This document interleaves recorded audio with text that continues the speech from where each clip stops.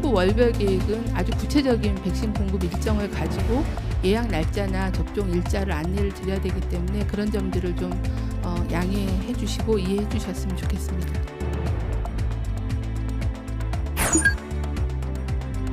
다른 나라는 그렇게 하는 데가 잘 없기 때문에 효과는 괜찮을 거고, 새로운 백신을 맞기 때문에 새로운 백신에 대한 알레르기 반응, 특히 이제 아나필락시스는 조금 더 생길 확률이 있죠.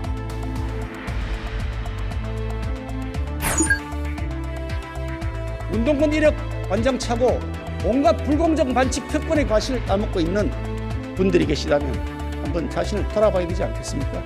정말 부끄럽지 않습니까?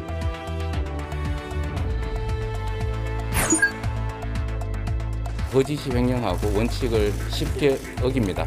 가능하다면 원칙과 약속들은 지키려는 노력이 필요하다.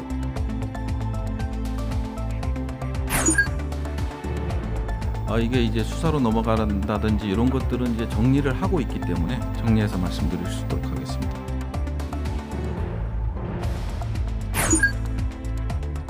일기로 써놓았는데 그것을 한 장 한 장 넘기면서 읽어보다 보니 우리 짠성이가 얼마나 많이 아팠을까. 너무너무 미안했고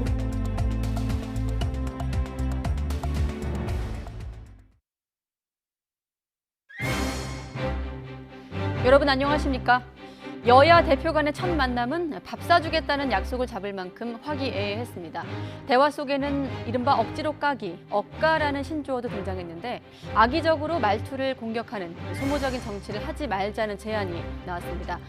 꼬투리 잡는 정치는 삼가야겠지만 정치인이 그것도 집권 여당 대표가 참사를 바라보는 인식만큼은 신중해야 되겠죠. 네, 광주 붕괴 사고에 대한 송 대표의 발언이 논란이 되고 있습니다. 잠시 뒤에 정보 분석해 보겠고요. 뉴스나이트 오늘은 쿠팡 물류창고 화재 현장으로 바로 가보도록 하겠습니다. 네, 오늘 새벽 경기 이천시 쿠팡 물류센터에서 시작된 불이 16시간 넘도록 계속되고 있습니다.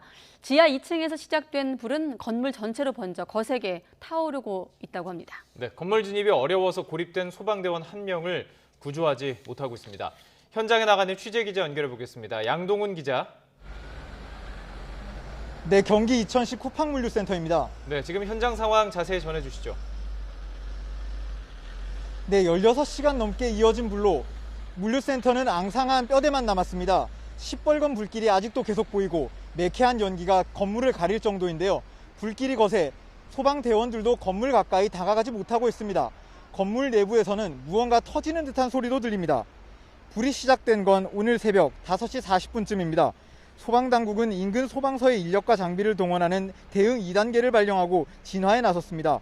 아침 8시 20분쯤 큰 불이 잡혔고 대응 단계도 해제됐습니다. 하지만 잔불 진화 작업 과정에서 무너져 내린 물건들에 불이 다시 번졌습니다. 소방당국은 낮 12시 15분쯤 대응 2단계를 다시 발령하고 진화 작업을 계속하고 있습니다. 소방당국은 건물 내부에 타기 쉬운 자파나 종이상자 등이 많은 데다 상수도 설비가 없어 다른 곳에서 물을 싣고 오느라 진화에 어려움을 겪고 있다고 설명했습니다. 또 불길이 이어질 경우 건물이 붕괴될 가능성도 있다고 덧붙였습니다. 이에 따라 건물 앞 주차장에서 진화 작업 중이던 소방차들을 철수시키고 옆 건물로 불이 번지는 것을 막기 위해 방어선을 마련했습니다. 소방당국은 스프링클러 수신기 작동을 지연시켜도 제대로 작동하지 않았다는 제보가 있어 경찰이 확인하고 있다고도 밝혔습니다. 지금 양동훈 기자도 지금 건물이 붕괴 우려가 있고 또 불길이 거세기 때문에 그곳과는 조금 떨어진 곳에서 중계 방송을 하고 있는 것으로 보이고요. 자, 그리고 안타까운 상황, 이 소방관 1명이 고립돼 있다고 들었습니다. 아직 구조 소식은 없는 건가요? 네, 그렇습니다. 불이 나자 물류센터 직원 248명은 모두 무사히 대피했지만 소방관 인명피해가 발생했습니다. 오전 11시 25분쯤 소방대원 5명이 화재 진압을 위해 건물 내부로 진입했는데요. 내부 설비가 무너지면서 경기 광주소방서 소방대장 1명이 건물 내부에 고립됐습니다. 소방당국은 수색에 중점을 두고 진화 작업을 펼쳐왔는데 불길이 거세게 번지면서 지금은 모든 인력을 건물 밖으로 철수시켰습니다. 탈출한 구조대원 4명 중 1명은 연기를 심하게 마셔 병원으로 옮겨졌는데 현재는 의식을 회복했습니다. 네, 이 불이 난 곳 대형 물류창고입니다. 상당히 큰 규모인데 네. 물류 배송에는 좀 문제가 없을까요? 네, 물류 배송 차질은 불가피할 것으로 보입니다. 이곳 물류센터는 지상 4층, 지하 2층 건물로 축구장 15개 면적입니다. 신선 상품을 뺀 일반 상품 모두를 취급하는 주요 물류 거점 중 하나인데요. 불이 시작된 지하 2층에는 고객들에게 배송할 상품들이 쌓여 있었던 걸로 파악됐습니다. 건물 전체가 화염에 휩싸이면서 센터를 다시 가동하려면 상당한 시간이 걸릴 것으로 보입니다. 쿠팡 측도 배송 차질이 불가피하다고 인정하면서 물량을 다른 물류센터로 돌리는 등 고객 불편을 최소화하기 위해 노력하겠다고 밝혔습니다. 지금까지 경기 이천시 쿠팡 물류센터에서 YTN 양동훈입니다. 더불어민주당과 정부는 광주 철거 건물 붕괴 참사를 계기로 중대재해처벌법의 건설 현장을 추가하기로 했습니다. 또 건축물 관리법과 건물안전특별법 등 관계 규정을 철저하게 따져 재발 방지를 위한 법령 개정에도 나설 계획입니다.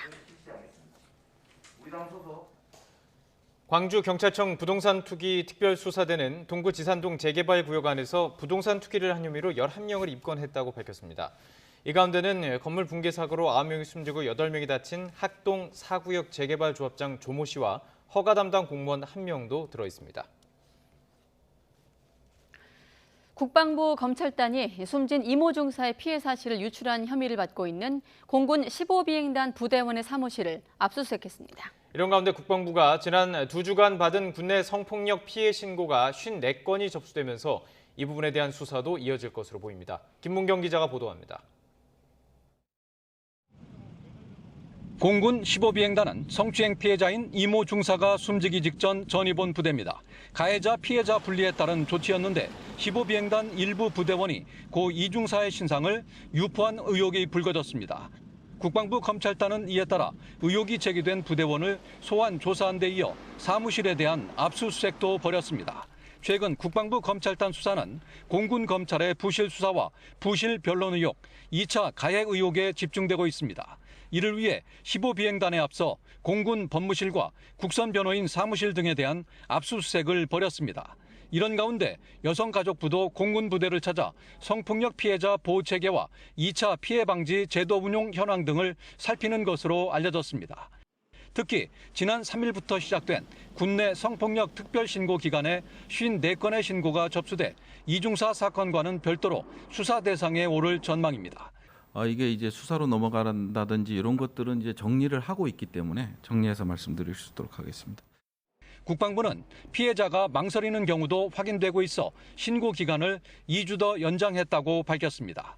국방부 검찰단은 자체 수사 대상과 함께 조사본부의 군사경찰 부실 수사와 감사팀의 전방위적인 직무 감찰 등을 토대로 관련자에 대한 본격적인 소환 조사를 이어갈 것으로 관측됩니다. YTN 김문경입니다. 네, 정부가 코로나19 백신의 3분기 접종 계획을 발표했습니다. 50대는 7월 말부터 맞고 또 40대 이하는 8월 이후에 선착순으로 사전 예약을 받기로 했습니다. 백신 종류는 미정. 다만 어린이집과 유치원을 포함해서 초중 교직원들은 다음 달 중에 화이자나 모더나 백신을 맞을 예정입니다. 박홍구 기자가 보도합니다.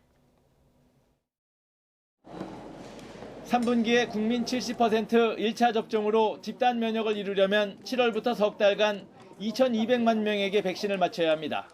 따라서 50대 860만 명, 40대 이하 2,200만 명에 대한 구체적 접종 일정이 계획의 핵심입니다. 이번에는 윤곽만 나왔습니다. 50대는 7월 말부터 접종을 시작하는데 55세부터 59세, 50세부터 54세 순으로 순차 예약을 받기로 했습니다. 8월 중 50대가 1차 접종을 완료하면 40대 이하에 대해 선착순 사전 예약을 받습니다. 40대 이하는 연령별 위험도의 차이가 크지 않아 차등을 두지 않았습니다. 짧은 기간에 신속하게 접종을 맞을 수 있게 안내하기 위해서 빠른 시일 내에 완료할 수 있는 데 유리하다고 판단을 해서 그렇게 대략적인 방향을 정해놓고 있고요. 현재까지 나온 접종 시간표를 보면 초과 예약으로 6월에 아스트라제네카 백신을 맞지 못한 60세 이상 고령자가 가장 먼저 접종하고 30세 미만 사회 필수 인력이 그 다음입니다. 고3 수험생과 고등학교 교직원은 7월 19일부터, 재수생 등은 8월 중에 화이자를 맞습니다. 또 어린이집과 유치원, 초중학교 교직원 등도 7월 중에 화이자나 모더나 백신을 맞을 예정입니다. 이와 함께 7월 말 이후엔 지자체가 특성에 맞게 자체 계획을 세워 대상자를 선정할 수 있도록 했습니다. 철강과 자동차 등 주요 생산 공장도 8월 중에 자체 접종을 실시할 계획입니다. 3분기 도입이 예정된 백신 물량은 총 8천만 회분이지만 현재까지 일정이 확정된 물량은 7월 1,000만 회분에 불과합니다. 따라서 수급 계획이 확정되기 전까지는 접종 세부 계획을 세울 수 없는 상황입니다. 세부 월별 계획은 아주 구체적인 백신 공급 일정을 가지고 예약 날짜나 접종 일자를 안내를 드려야 되기 때문에 그런 점들을 좀 양해해 주시고 이해해 주셨으면 좋겠습니다.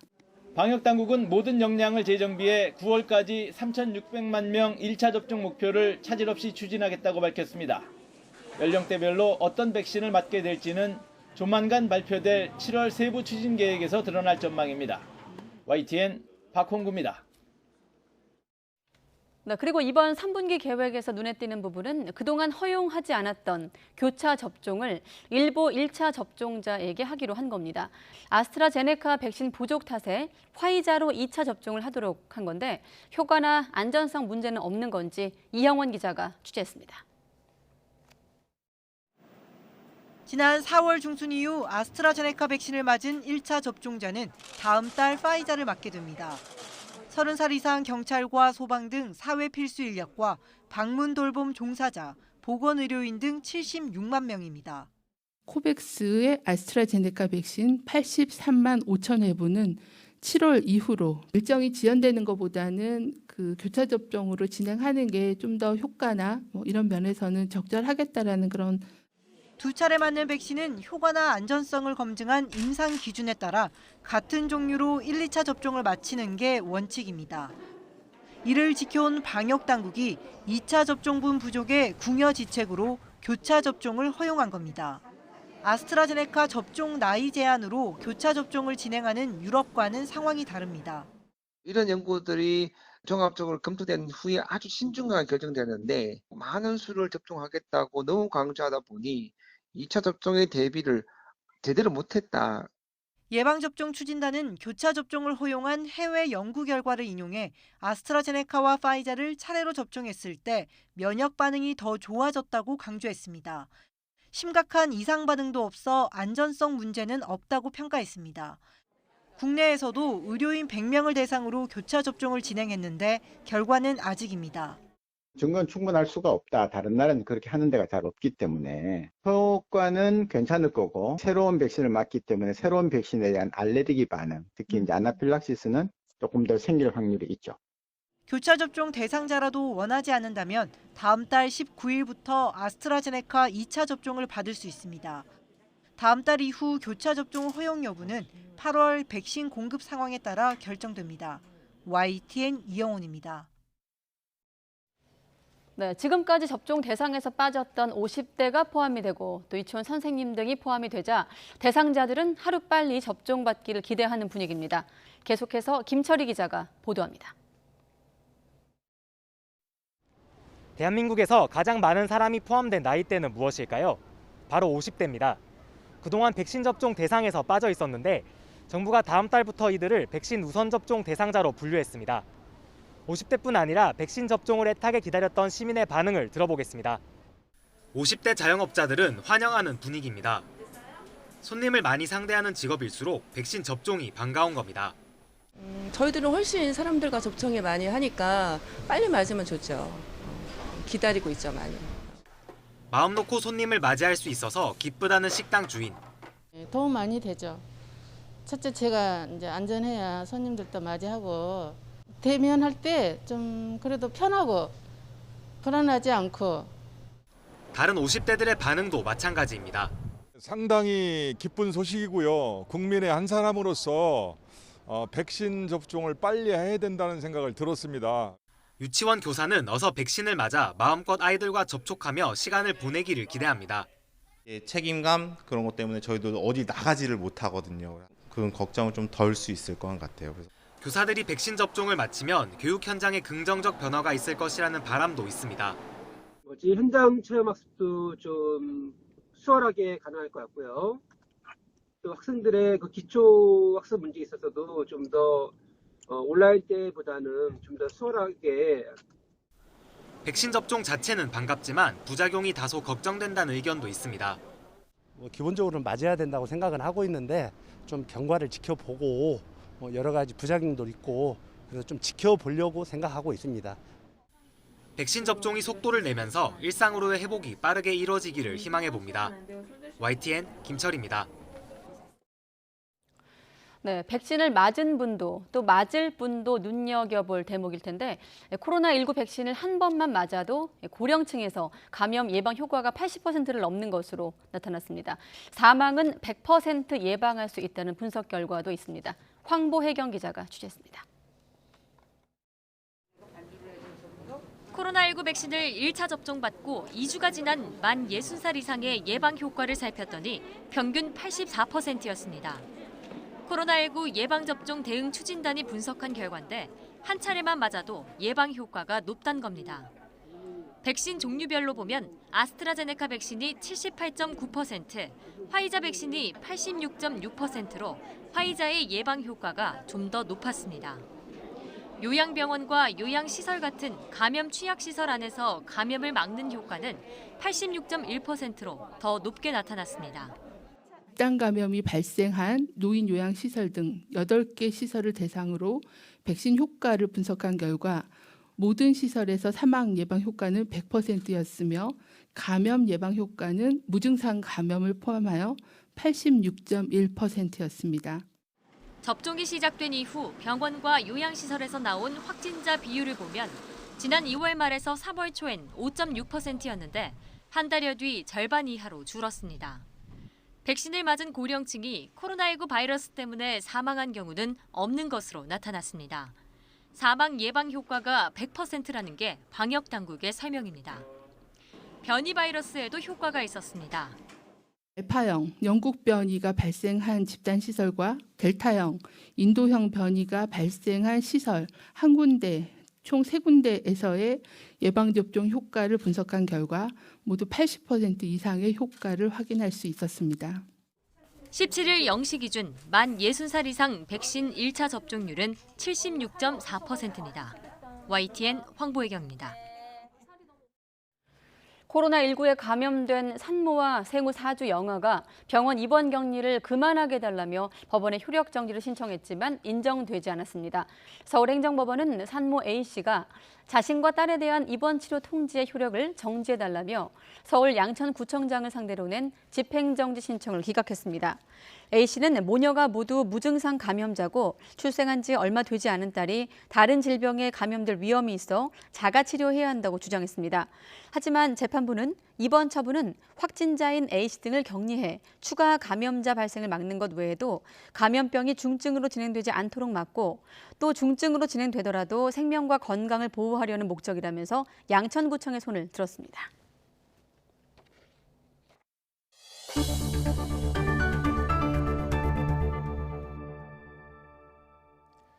교섭단체 대표 연설에 나선 국민의힘 김기현 원내대표가 586 세대를 꼰대 수구 기득권이라며 맹비난했습니다. 민주당은 전형적인 구태정치라면서 이를 깎아내렸습니다. 황혜경 기자가 보도합니다. 연설에 앞서 국민의힘에 혁신의 바람을 넣어준 국민께 감사하다며 꾸벅 인사에 나선 김기현 원내대표. 일자리와 부동산 그리고 백신까지 정부의 무능을 조목조목 짚어내더니 터널의 끝이 보인다고 하셨습니다. 그러더니 갑자기 방역 비상상황이라고 말을 바꾸셨습니다.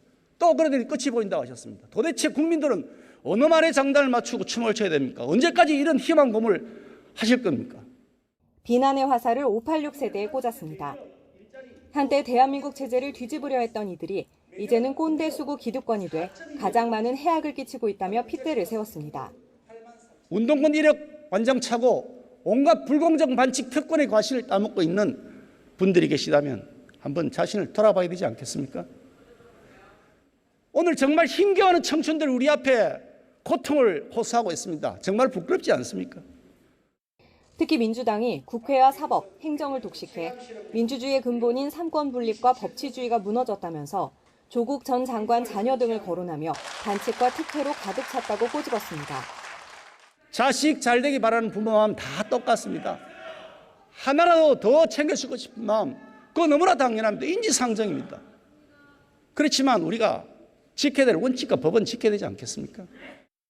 듣고 있던 민주당 측에서 항의가 터져나오기도 했습니다. 민주당은 품위와 미래 비전은 찾아볼 수 없는 전형적인 국정 바리케이드라며 깎아내렸습니다. 전형적인 구태 정치, 근거 없는 비난과 막무가내 주장만 난무했습니다. 이준석 신임 당대표가 외롭게 외치는 혁신과 변화는 김기현 원내대표의 연설 속에서는 무의미한 구호일 뿐이었습니다.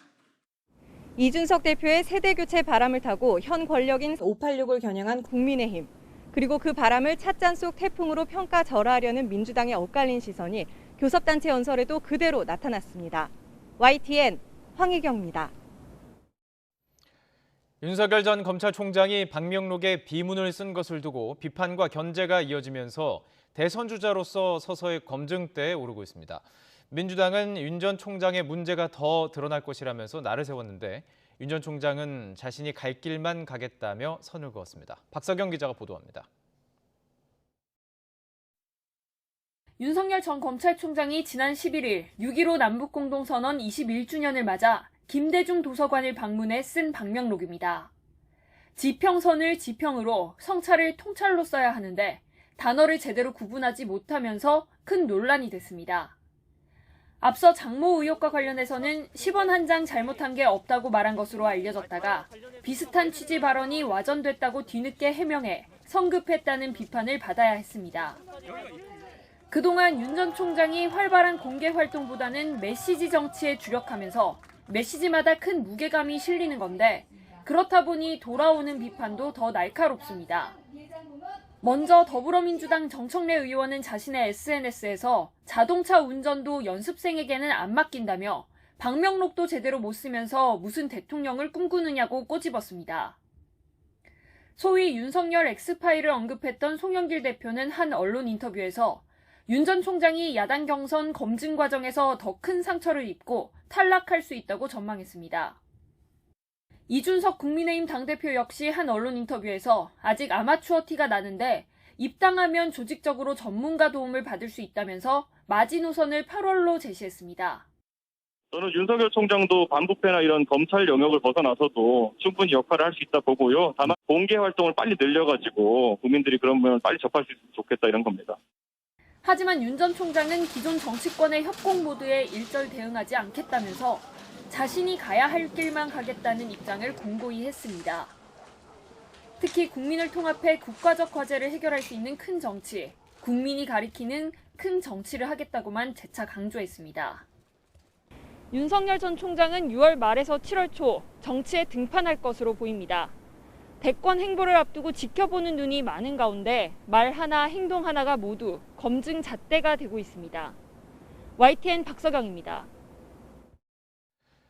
더불어민주당 송영길 대표가 내일 당원 당규대로 대선 경선을 치르겠다고 결정할 예정이지만 당내에서는 경선 연기를 요구하는 연판장이 돌고 있습니다. 또 이런 가운데 대선 기획단에 유명 개그 프로그램 연출자를 영입하자는 얘기까지 흘러나오면서 혼란스러운 모습입니다. 차정윤 기자입니다. 민주당 김영호 당대표 비서실장과 김원희 홍보소통위원장 사이에 주고받은 문자입니다. 대선기획단 구성과 관련해 KBS 개그 콘서트 서수민 전 PD 영입 얘기가 있습니다. 송영길 당대표의 강력한 의지가 있어야 하는데 사무국은 돈 걱정을 심하게 한다는 불평도 담겨 있었습니다.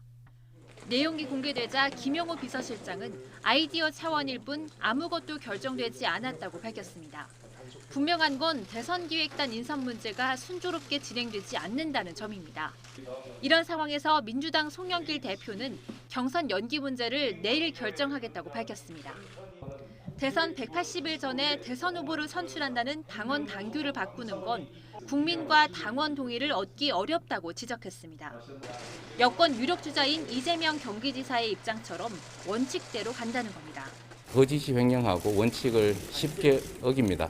가능하다면 원칙과 약속들은 지키려는 노력이 필요하다. 당내에선 벌써 반대 움직임이 일고 있습니다. 비이재명 측 의원들을 중심으로 대선 경선 연기 논의를 위한 의원총회 개최를 요구한다는 연판장이 돌고 있는 겁니다. 대선 출마를 공식 선언한 정세균 전 총리도 경선 연기의 필요성을 계속해서 압박했습니다. 단답식으로 얘기를 예. 하면 예. 필요하다 이렇게 답변을 예. 하겠는데요. 지도부가 어떻게 하면 대선 승리, 그러니까 소위 네. 말하는 정권 재창출을 할 수 있을 건지 그걸 지도부가 잘 판단해야 되는 거 아니냐. 송영길 대표 말대로 경선 연기 문제가 결정되더라도 연기를 주장하는 쪽에서 계속 반발할 경우 혼란은 당분간 이어질 것으로 보입니다. YTN 차정은입니다. 정세균 전 총리가 오늘 대선 출마를 선언했습니다. 강한 대한민국의 경제 대통령으로 정권 재창출의 길을 이끌어가겠다고 강조했습니다. 함께 들어보시죠. 경제적 불평등, 사회적 불평등, 일자리 불평등, 계층 간의 불평등, 모든 불평등의 축을 무너뜨려야 합니다. 지금 우리 국민은 불평등한 세상의 노예가 되느냐, 다 함께 잘 사는 나라의 주인이 되느냐, 갈림길에 서 있습니다. 저 정세균, 대한민국의 모든 불평등과 대결하는 강한 대한민국의 경제 대통령이 되겠습니다. 격차 없는 사회, 강한 대한민국 실현을 위한 정권 재창출의 길을 이끌어가겠습니다. 위기와 역경을 회피하지 않고 정면으로 승부하겠습니다. 백척간두의 끝에서 한 걸음 더 내딛겠습니다. 자유의 날개로 호를 날아 꼭 승리하겠습니다. 취임 뒤 첫 기자간담회를 연 김진욱 고위공직자범죄수사처장이 윤석열 전 검찰총장 수사와 관련해서 대선에 영향이 없도록 하겠다고 강조했습니다. 또 이성윤 서울고검장 특혜조사 의혹에 대해서는 직접 사과했습니다. 우철희 기자입니다. 지난 1월 고위공직자범죄수사처 출범과 함께 취임한 김진욱 처장이 5개월 만에 첫 간담회 자리를 마련했습니다. 최근 공수처가 피의자로 입건하고 정식 수사에 착수한 사건들을 둘러싼 논란이 많았던 만큼 소신부터 언급했습니다. 정치적 중립성과 독립성을 반드시 지키겠다면서도 정치적 논란이 없는 사건만 수사하는 건 바람직하지 않다고 말했습니다. 무조건 피하기보다는 그런 사건을 수사하더라도 정치적인 고려나 판단 없이 오로지 법과 원칙에 따른 1호 사건으로 조희연 서울시 교육감의 해직교사 특혜 채용 의혹을 지정하거나 윤석열 전 검찰총장을 직접 수사 대상으로 입건하는 등 공수처의 수사 착수 기준이 무엇이냐는 지적에 대해서도 언급했습니다. 불입건하거나 검찰 또는 경찰에 넘기지 않으면 공수처가 직접 수사하는 내부 규정에 따랐을 뿐이라고 강조했습니다. 특히 윤석열 전 총장에 대해서는 아직 관련자 소환 등 본격적인 수사에 착수한 단계는 아니라면서 대선에 영향을 줄 의향은 없고 논란이 생기지 않도록 책임 있게 처리하겠다고 분명히 했습니다. 지금 본격적으로 수사 착수 안 한 상태입니다. 아시다시피 저희들이 이제 먼저 하고 있는 사건들 또 검사들이 또 6분이 다음 주 이제 금요일까지 교육이고. 다만 김진욱 처장은 이성윤 서울고검장에게 자신의 관용차를 태워 조사에 응하도록 했던 황제조사 논란에 대해서는 애둘러 사과했습니다. 공정성 논란이 일지 않도록 좀 더 신중하게 무겁게 일처리를 했어야 되는데 그러지 못한 점 사과를 드립니다. 이와 함께 공수처가 검사 사건을 넘기되 기소 여부는 직접 판단하겠다는 이른바 유보부 이첩에 대해 법원이 검찰의 손을 들어준 부분에는 아쉬움을 나타냈습니다. 검찰의 제19 감싸기를 막기 위한 국민적 요구로 해석하면서 현실적으로 꼭 필요하다는 겁니다. 또 접수되는 사건 수에 비해 인력이 부족한 만큼 검사와 수사관의 임기 연장과 연임 보장을 국회 해결책으로 요구했습니다. YTN 우철입니다. 네, 그럼 이번엔 다시 쿠팡 물류센터 화재 현장으로 가보도록 하겠습니다. 오늘 새벽 경기 이천시 쿠팡 물류센터에서 시작된 불이 이제 17시간 넘도록 계속되고 있습니다. 오늘 저녁부터 불이 건물 전체로 번져서 거세게 타오르고 있습니다. 네, 지금은 좀 밤 늦은 시각이라서 화면을 좀 가까이 볼까요? 네. 네, 지금 조명으로 그 건물을 비추고 예. 있고요. 카메라로 확인하는 것은 분명히 현장에서 보는 것과 차이가 있습니다. 지금 물을 계속 뿌리고 있다는 것은 현장에도 아직 지금 불길이 있다는 것이고 네. 특히 가까이서 보면 그 불길과 열기를 현장에서 느낄 수 있다 이렇게 자, 현장 화면 기자들이 지금 중앙 가운데 쪽에 저 멀리로 예. 불길, 거센 불길이 보이고 있습니다. 연기도 아주 매캐하게 검은 연기가 화면을 가릴 정도로 불길을 앞에 있는 그 빨간색 불길을 가릴 정도로 매캐한 연기도 뒤덮여 있는 상황이고요. 예. 현장에서 전해지는 내용을 좀 다시 한번 알려드리면 이렇게 이 물류센터 일부가 앙상한 뼈대만 남아 있습니다. 시뻘건 불길이 계속 보이고 매캐한 연기가 뿜어져 나와 건물을 가릴 정도죠. 불길과 연기 때문에 소방대원들도 이 센터 가까이 다가가지 못하고 있고요. 건물 안에선 무언가 터지는 듯한 소리도 들렸다고 하죠. 예, 그렇습니다. 이 터지는 소리에 대해서 기자들이 질문을 했는데 안에 무엇이 있는지를 정확하게 알 수 없기 때문에 어떤 가연물들이 터진 것으로 보인다 이렇게 답을 예. 하기도 했습니다. 오늘 오전에 큰 불을 잡아서 잔불 정리만 남은 상황이었는데 문제는 다시 불씨가 커지면서 오후 6시 반쯤부터는 이렇게 불길이 거세졌습니다. 조금 전에 보신 것처럼 그 사이사이로 시뻘건 불을 확인할 수가 있는데요. 네. 안타까운 것은 건물 안에 갇힌 소방대원 1명이 있다는 것이죠. 여전히 찾지 못하고 있습니다. 네, 이 시각 경기 이천시 물류센터 현장 오동건 앵커와 함께 현장 화면 설명해드리고 있습니다. 지금 보이는 각도에서 보면 사실 현장 상황이 예. 전해질 만큼 불길이 거센 걸 확인할 수 있습니다. 자, 이렇게 거센 현장에서, 거센 불길이 있는 현장에서 오전 11시 25분쯤엔 소방대원 5명이 건물 안으로 진입을 해서 화재 진압을 시도했는데 안타깝게도 내부 구조물이 넘어지면서 이 경기 광주소방서 구조대장 1명이 미처 탈출하지 못하고 현재 건물 안에 고립돼 있습니다. 네. 자, 소방당국 이 수색에 중점을 두고 진화 작업을 펼쳐왔는데 거세게 불길이 번지면서 지금은 모든 인력을 건물 밖으로 철수시킨 상황이라고 전해지고 있습니다. 네, 소방당국 인근 소방서 인력과 장비를 동원해서 대응 2단계 발령하고 이렇게 진화에 나서고 있고요. 현장 많은 소방대원들이 지금 현장에 투입됐다는 것을 확인할 수 있습니다. 네. 불이 시작된 건 오늘 새벽 5시 40분이었는데요. 아침 8시 20분쯤에 큰 불이 잡혔고요. 대응 단계도 일시적으로 해제가 됐습니다. 그런데 잔불 진화 작업 과정에서 무너져 내린 물건들에 다시 불이 번지면서 소방당국 낮 12시 15분쯤에 대응 2단계를 다시 발령하고 진화 작업을 현재까지도 계속 이어가고 있는데 확인하신 것처럼 여전히 시뻘건 불길을 내부에서 확인할 수 있습니다. 아직도 타고 있다는 이야기죠. 네. 불이 시작된 건 오늘 새벽 5시 40분쯤이고 지금 시각은 밤 10시 20분을 넘긴 시각. 자막처럼 17시간째 진화를 하고 있습니다. 현장은 일부는 불길이 거센 현장이고 일부는 저렇게 잿빛 현장으로 되어 있습니다. 예. 자, 불길이 계속되면 이제 건물이 붕괴될 가능성도 있다고 알려지고 있죠. 그렇습니다. 예. 특히 문제는 이 안에 이제 그 쿠팡 특성상 비닐이 참 많았다고 전해지고 있습니다. 그 비닐 때문에 지금 더 많은 그 화재 진압에 어려움을 겪을 수밖에 없고요. 예. 이에 따라서 건물 앞에 주차장에서 진화 작업 중이던 소방차들까지 철수를 시켰고 옆 건물로 불이 번지는 것을 막기 위해서 방어선을 마련하기도 했습니다. 주변에는 다른 물류창고도 있기 때문에 저지하는 데도 지금 애를 쓰고 있습니다.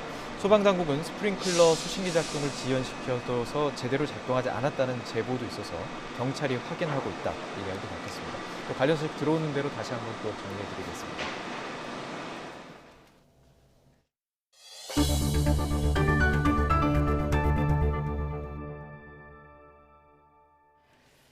네, 친누나를 흉기로 살해한 뒤 농수로의 시신을 유기한 남동생 첫 재판이 있었습니다.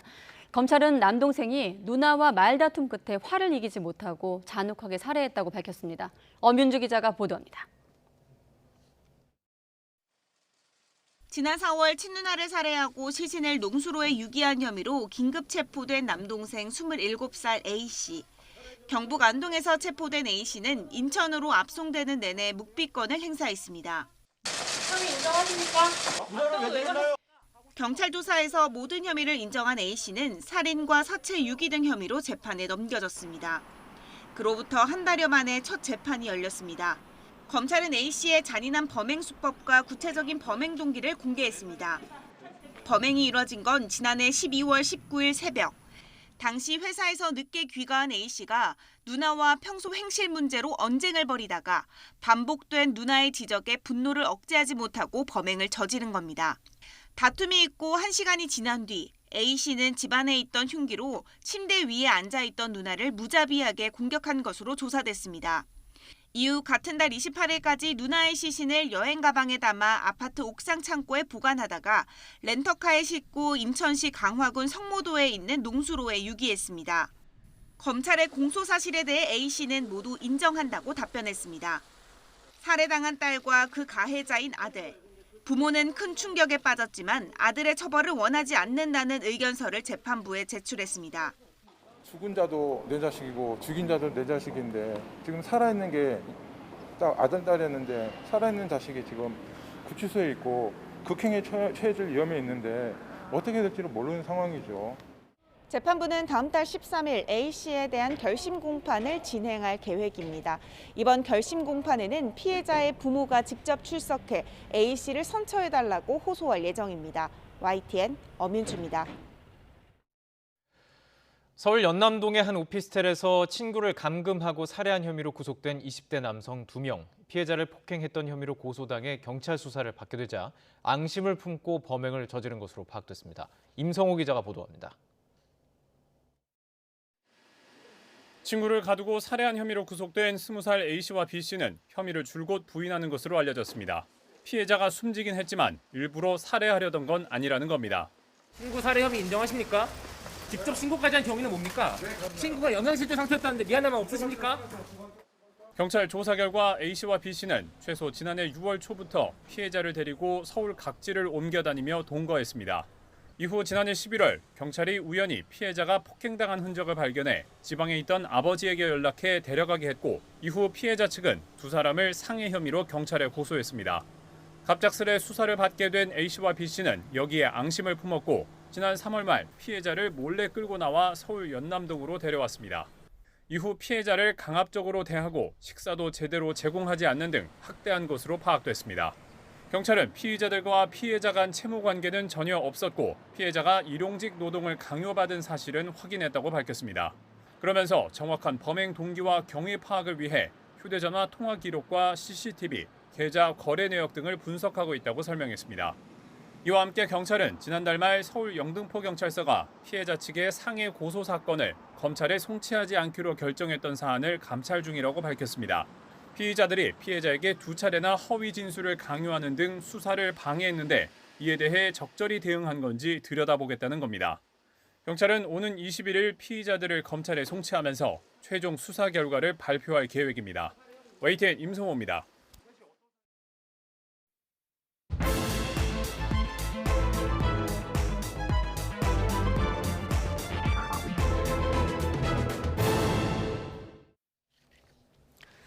네, 민주당 송영길, 또 국민의힘 이준석 두 여야 사령탑이 첫 공식 회동을 가졌습니다. 서로 덕담도 하고 농담도 주고받으며 웃음꽃을 피운 22살 차 여야 대표들. 소통과 협치를 한 목소리로 강조했습니다. 이런 가운데 오늘 김기현 원내대표의 첫 교섭단체 대표 연설도 있었는데요. 나이트 포커스 오늘은 정태근 전 국회의원, 또 박창원 장한대 교수 두 분과 함께 진단하도록 하겠습니다. 네, 안녕하십니까? 네, 안녕하세요. 네, 안녕하십니까? 오늘 그 회동 자리에서 송영길 대표가 좀 정정을 하더라고요. 아버지 뻘 아니고 삼촌 뻘이라고 정정을 하고 분위기도 좀 화기애애했는데 일단은 우리 어떤 정치사에서 또 이례적인 장면이긴 합니다.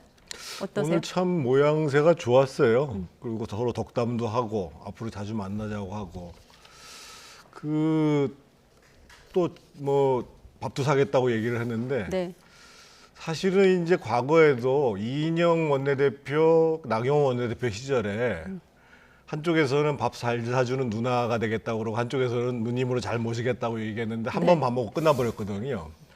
그래서 저는 이번에는 좀 자주 만났으면 좋겠어요. 꼭 네. 언론에 노출되지 않더라도 통화도 자주 하고 소주잔도 기울이고 그래서 꼭 공식적으로 뿐만 아니라 막후에서 뭔가 공감대가 좀 넓어져야지 그리고 인간적으로 이해가 깊어져야지 사실은 그 훨씬 더 협치가 되는데 도움이 될 수 있거든요. 그래서 네.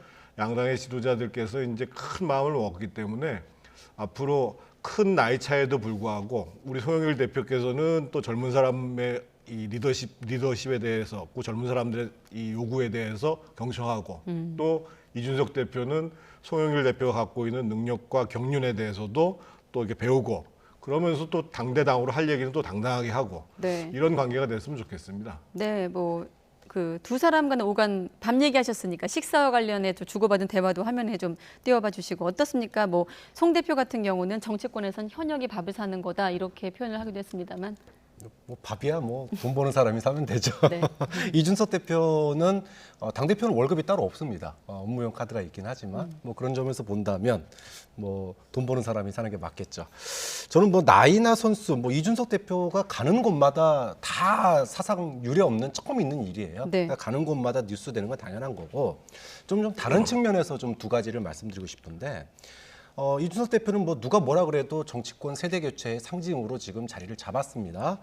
그리고 송영길 대표도 사실 여당 대표로서는 유례 없을 정도로 뭐 당명과 대통령 빼놓고는 다 바꾸겠다라고 하는 여당 대표 사실 별로 없거든요. 네. 자, 그런 점에서 본다면 두 사람 모두 공히 변화를 약속한 사람들이라고 하는 점에서 국민들이 지금 정치권 변화에 대한 열망이 매우 높은데 좀 여기에 좀 기대에 부응했으면 좋겠다 이런 좀 희망을 갖고요. 또 한 가지 측면은 이건 우려이자 부탁인데 네. 사실 두 분 다 당내에서 비주류예요.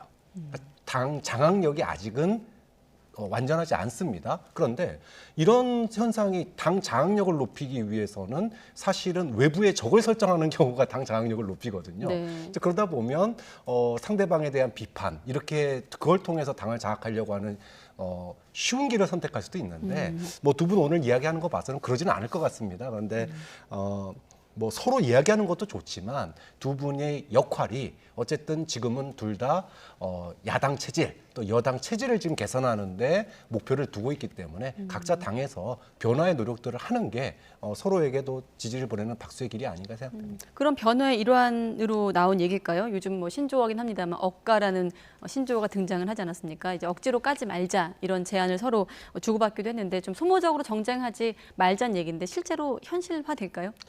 억가라는 표현이 체제에서? 별로 뭐 썩 마음에 드는 표현은 아닙니다만 사실은 그동안 우리 정치를 보면 어떻든 상대 정당에 대한 비판을 위한 비판을 많이 해온 게 사실이거든요. 그것은 저는 뭐 양당 공의 책임이 있다고 봐요. 네. 그래서 물론 잘못한 것은 정확하게 제기하는 것이 또 야당의 도리이기도 하고 예. 또 여당 입장에서 보면 야당이 무리하다고 얘기하면 지적할 수가 있는 상황인데 네. 그거보다는 뭐 이렇게 좀 전혀 생산적이지 않은 문제를 가지고 논쟁들을 많이 해오고 비판을 많이 했거든요. 그래서 억가라는 표현은 뭐 마음에 들지는 않습니다만 네. 앞으로 가급적이면은 우리 의회 문화 그리고 정당 문화를 좀 선진화시키기 위해서라도 불필요한 비난이나 비판은 자제하는 것이 저는 훨씬 더 생산적인 정치 문화에 도움이 된다고 생각합니다. 네, 표현도 마음에 안 드니까 아예 그 문화 자체가 좀 사라졌으면 좋겠다로 이해하면 어떨까 합니다. 어떻습니까? 그런 소모적인 정쟁은 줄이고 또 토론을 하자 이런 얘기도 나왔거든요. 그 부분. 뭐 그런 점에서는 저는 여야정 상설협의체를 다시 가동하자 이렇게 얘기를 한 것은 예. 굉장히 의미 있는 일이라고 봐요. 문재인 정부 들어서 사실 여야 간에 과거에는 뭐 영수회담 뭐 이런 표현을 썼지만 네. 뭐 총재가 없어진 이후에 이게 사라졌단 말이에요. 그런데 이거를 시스템으로 어쨌든 만들려고 했던 게 여야정 협의체인데 이게 밥만 먹고 헤어졌지 그다음에 실제로 만난 적이 없었어요. 지난 4년간. 이제 임기 1년도 안 남은 상황이지만 코로나 극복과 경제 회복 그다음에 부동산 문제 해결 이런 것들을 위해서 국민들은 뭔가 정치권이 머리를 맞대고 국민들을 위해서 수기하는 모습을 보고 싶어요. 네. 그런 점에 있어서 두 분 다 지금 뭐 당면 빼고 다 바꾸겠다고 하시는 분, 또 세대 교체를 하시겠다는 분들이 당대표가 됐기 때문에 뭔가 여야가 머리를 맞대고 민생 문제에 대해서 뭔가 하나씩 합의를 해나가는 그런 또 협의를 해나가는 그런 모습들을 갖다가 대선 전에 좀 보여주면 좋겠다. 그래서 정치권이 대선 이후에도 이런 것들이 하나의 선례가 돼서 다음 대통령이 또 야당과 야권과 함께 이렇게 머리를 맞대는 모습이 계속 이어진다면 대한민국 정치사에 커다란 획이 되지 않겠느냐. 좀 그런 점에서 네. 무엇이 됐든지 간에 이번에 여야정 상설협의체에 여야 대표들이 좀 모여서 하나라도 좀 합의를 하는 모습 보여준다면 국민들이 희망을 가질 수 있다고 봅니다. 네. 한 말씀만 좀 보태면은요. 여야정 협의체 잘 됐으면 좋겠어요. 그리고 정말 좀 약속한 대로 정례적으로 했으면 좋겠는데 저는 그거보다 더 중요한 게 양당의 지도자들이 상대당에 먼저 수시로 대화를 하는 모습이 굉장히 필요하다고 보여지거든요. 그래서 이해가 안 되는 게 있으면 전화도 걸고 아까 얘기했던 것처럼 소주 한 잔도 하고 사실은 이번에 대통령께서 이준석 대표가 됐을 때 전화를 하셨잖아요. 네. 아마 뭐 이철희 원내대표나 뭐 박수현 소통수석이 아마 이제 권유를 했을 텐데 사실은 대통령께서 국회 지도자들한테 수시로 전화를 하셔야 돼요. 그리고 이번에 또 이준석 대표는 훨씬 또 연배가 어리니까 연배가 적으니까 어린이란 표현은 그렇고 연배가 낮으니까 네. 오히려 적극적으로 그 대화를 청하고 뭐 전화도 먼저 하고 이런 문화가 좀 우리 의회에서 있어야 되는데 과거에는 사실은 저녁 자리 같은 경우가 굉장히 빈번했습니다. 여야 의원 간에. 근데 그게 지금 몇 년 전부터 없어지기 시작했거든요. 코로나도 있고요, 또. 예, 그래서 네. 그런 좀 그 공식적인 만남보다도 예. 그 마쿠에서 일상적인 만남들을 좀 많이 했으면 좋겠습니다. 네, 한 가지 더 관련해 추가 질문 드리면 앞서 교수님께서 어떤 당내 장악력을 높이려면 외부의 적이 필요할 수도 있다고 하셨는데 지금 체제에서 여야 어떤 협의체와 관련해서 걸림돌이 있다면 그러니까 바꿔 말하면 좀 서로 공세의 대목이 있다면 어떤 게 좀 있을까요? 당장. 사실은 이제 모든 이슈들이 예. 진영 논리하고 그 동안에 이제 어떤 이념 논쟁 여기서 벗어나지를 못했었어요. 네. 그러니까 이제 뭐 오늘 당대 그 두 분의 이제 그 만남에서는 그거보다는 공통점 찾기. 그다음에 억가라고 하는 걸 자제하는 것도 소모적인 논쟁을 하지 말자는 거잖아요. 그렇다면은 조금 더 큰 틀에서 네. 접근을 한다면 뭐 충분히 머리를 맞대고 합의를 볼 수 있는 사안들이 있다고 봅니다. 네, 자 지금 뭐 악수하고 있는 장면 나가고 있는데 이 자리에서 했던 얘기들 다 기억해놨다가 나중에 어떻게 될지 한번 지켜보도록 하겠고, 자 이번엔 김기현 대표 교섭단체 연설로 넘어가 보도록 하겠습니다. 역시나 뭐 두 사람이 앞서 화기애애했던 분위기하고는 좀 다르게 여당을 향해서 조목조목 비판의 얘기가 나왔는데 한번 들어보시죠. 문재인 정부 경제 위기를 코로나 탓으로 돌립니다만 틀렸습니다. 아닙니다. 소득 주도 성장이 경제 폭망의 시작이었습니다. 정부가 25번 부동산 대책 내어 쓰었습니다. 결과가 어떻게 됐습니까? 부동산 지역되었습니다. 정부가 백신 확보하는 골든타임 놓쳤습니다. 마스크 없는 일상으로 복귀가 그만큼 늦어지고 있습니다. 네, 정 전 의원님, 본격적인 좀 내용을 짚기 전에 조금 민감하신 시청자분들은 왜 이준석 대표가 교섭단체 안 나왔을까? 어젠 송영길 대표가 나왔는데라고 의문 좀 드시는 분들 계실 거거든요. 그러니까 국회 본회의장에서는요. 예. 대통령이 연두연설을 하거나 또는 외국의 수반, 정상이 와서 연설을 하고 또는 네. 아주 특별한 경우에 의장의 제안에 따라서 여야가 합의를 하는 경우를 제외하고는 반드시 국회의원만 발언하도록 되어 있습니다. 그래서 특히 의사 진행과 관련해서는 의원만 발언하되어 있고 그래서 가끔 보시면 국회 대정부 질의할 때 보면은 옆에 자료 화면이 뜨는 경우가 있거든요. 네. 그때도 사실은 음성은 나가지 않습니다. 그리고 국회 본회의장에서 되는 모든 발언들은 심지어는 좌중에서 무슨 얘기가 나왔다는 것까지 다 기록이 돼 있거든요. 그래서 예. 뭐 특별히 이준석 대표를 배려를 안 해서가 아니라 국회 의사 규칙이 그렇게 돼 있기 때문에 그렇습니다. 네, 원외이기 때문에 예. 네, 그렇게 되어 있다. 혹시 모를 분들을 위해 제가 질문을 드렸고, 자 내용적으로 지금 보면 일자리 문제, 부동산, 탈원전, 민생 실정에 대한 비판의 메시지로 가득 채워져 있었습니다. 어떻게 들으셨습니까? 사실 이준석 당대표가 되고 나서 정치가 변해야 된다라고 하는 국민들의 바람이 간에 녹여 있잖아요. 네. 그런데 당대표만 변하고 원내대표는 안 변하나 이제 그런 생각이 좀 들었어요. 한국당 때 했던 얘기하고 달라진 게 뭐가 있나. 그러니까 제가 원내대표 그 연설에서 제일 기억에 남는 게 아마 국민들도 다 기억하실 거예요. 유승민 원내대표 시절에 증세 없는 복지는 허구다 이러면서 네. 여러 가지 이제 대안들을 내놨을 때 이제 그랬을 때 국민들이 유승민 대표에게 가장 큰 박수를 보냈을 때라고 기억을 하거든요. 그러니까 뭐 비판하는 건 당연히 비판할 수 있다고 봅니다. 그런데 그 비판이 좀 더 절제되고 그리고 또 대안도 제시되고 좀 그랬으면 어떨까. 근데 비판의 내용이나 대안이 한국당 때하고 그렇게 크게 다르지가 않은 것 같아요. 그래서 뭔가 좀 새로운 메시지나 네. 새로운 내용이 있는가 봤는데 그다지 없는 것 같습니다. 좀 그런 점에 있어서는 조금 좀 아쉬운 측면이 좀 들었어요. 그러니까 당대표 회동에서는 뭔가 좀 뭐랄까 억가하지 말자 그러고 또 서로가 좀 합의점을 찾자 대화도 자주 하자 이랬는데 정작 원내대표 연설에서는 비난에 가까운 비판만 쏟아졌지 다른 얘기는 별로 없으니까 좀 그런 점에서는 좀 아쉬웠던 것 같아요. 그래도 그 여당을 향한 어떤 정부 여당을 향한 비판 중에 그래도 할 말은 했다 하는 부분은 어떤 대목입니까? 뭐 부동산도 있었고 여러 가지 대목이 있었는데요. 뭐 사실은 뭐 부동산 부분에 대해서는 뭐 문재인 정부가 워낙 이제 뭐 실패를 많이 했기 때문에 네. 그 부분에 대해서는 뭐 할 말이 없을 것 같아요. 또 소위 86세대에 대한 비판도 조금 뭐 선을 넘은 부분이 있긴 하지만 뭐 내로남불에 대한 국민들의 비판적 여론이 워낙 따갑기 때문에 네. 그 부분도 뭐 어느 정도는 볼 수 있지 않느냐. 그런데 하여간 전반적인 기조가 좀 뭐라 그럴까요? 과거의 유승민 원내대표나 이랬을 때하고는 느낌이 좀 달랐다. 그런 네, 느낌. 방금 교수님께서 지적을 하셨기 때문에 바로 또 관련 발언도 들어보도록 하겠습니다. 현 집권 세력을 좀 대표하죠. 586 운동권을 겨냥하기도 했습니다. 들어보겠습니다. 20대 때 학생운동했다고 평생 오래 먹었습니다. 30, 40대 국회의원 하더니 40, 50대 되어서 국가요직 휩쓸고 있습니다. 그분들에게 정말 태평성 될 겁니다. 이런 태평성대가 어디 있겠습니까? 한때 대한민국 체제 뒤집으려고 했던 분들, 그분들이 이 대한민국 체제에서 가장 많은 혜택을 누리고 있습니다. 그다 특권과 반칙까지 하고 있습니다. 이제는 꼰대, 수구, 기덕거리 됐다고 지탄받고 있습니다. 대한민국에 가장 많은 해악을 끼치는 그룹이라고 지탄받고 있습니다. 네, 어떻게 들으셨습니까?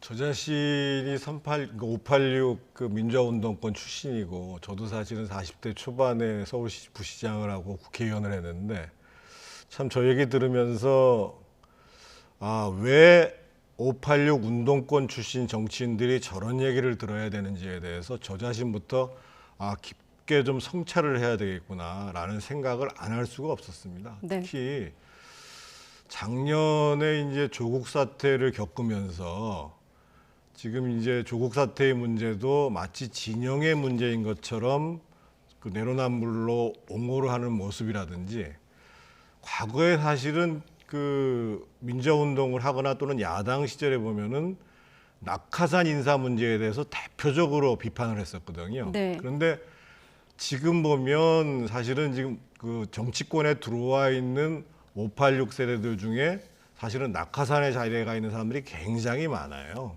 그래서 먼저 586 운동권 출신 정치인들이 한번 깊게 성찰할 시기가 됐다 이런 생각이 들고 동시에 또 김기현 원내대표가 사실은 모든 586 세대가 저런 게 아니거든요. 제 주위에도 보면 부부가 사실은 둘 다 징역살이를 했음에도 불구하고 민주화운동 보상금 한 푼도 받지 않은 사람도 있고 민주화운동 하다가 정말 어렵게 사는 사람, 아직도 시민운동 하면서 어렵게 사는 사람들도 있거든요. 네. 그래서 마치 이제 586 운동권 전체가 다 문제가 있다라는 것보다는 구체적으로 586 운동권 정치인의 어떠한 분들은 반드시 고쳐져야 된다. 이렇게 좀 명료하게 지적을 했으면 훨씬 더 그 효과가 있고 찔리지 않았을까 이런 생각을 해봅니다. 네, 알겠습니다. 앞서 교수님께서 이준석 대표 얘기를 했기 때문에 또 추가 질문 드리면 만약에 이준석 대표가 원내라서 교섭단체 연설을 했다면 지금과는 좀 다른 내용의 연설 내용이 포함됐을까요? 네, 저는 뭐 굉장히 구체적이었을 것 같아요. 아까 지금도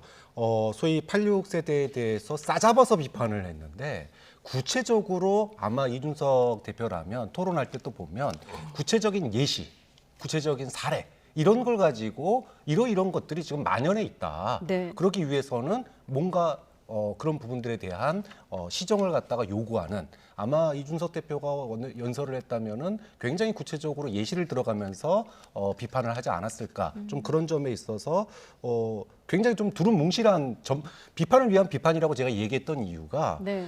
경제 관련 문제도 그렇고요. 그다음에 86세대에 대한 비판도 그렇고 전반적으로 굉장히 감성에 의존하는 그런 비판들이 많았어요. 그래서 그런 부분들이 좀 아쉬웠던 측면인 것 같죠. 네, 좀 구체적으로 얘기했다는 부분을 좀 지목한다면 윤석열 전 총장 얘기도 나왔거든요. 이제 공수처 관련해서 수사와 관련한 비판도 있었는데 지금 사실 윤 전 총장 측과 이를테면 입당 문제를 조금 뭐 밀당, 신경전 와중에 나온 윤석열 전 총장 언급이거든요. 어떻게 해석하십니까?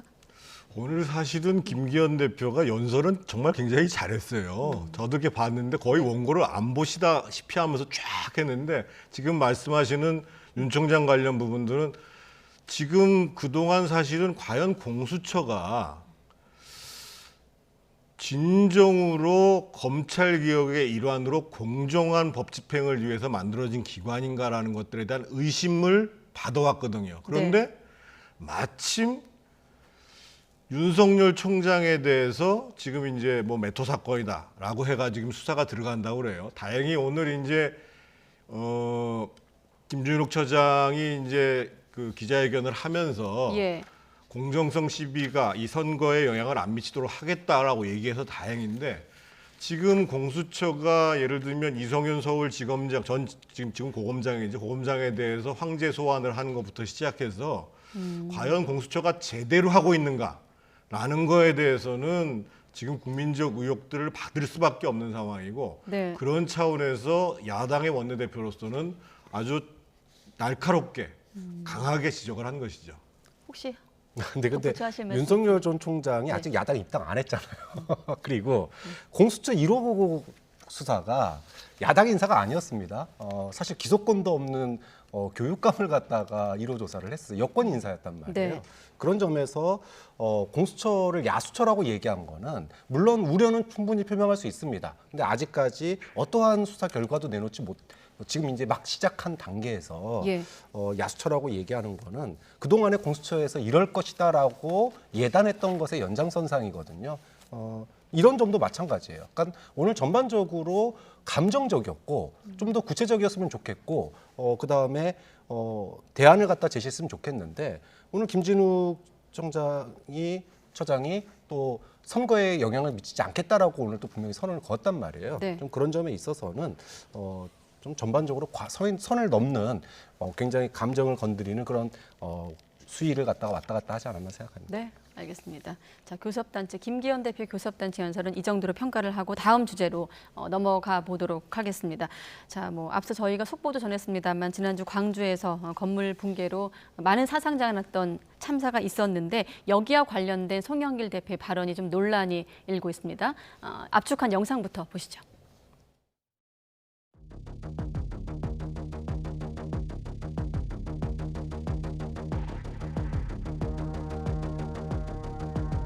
아니 이거 진짜 폭탄이네.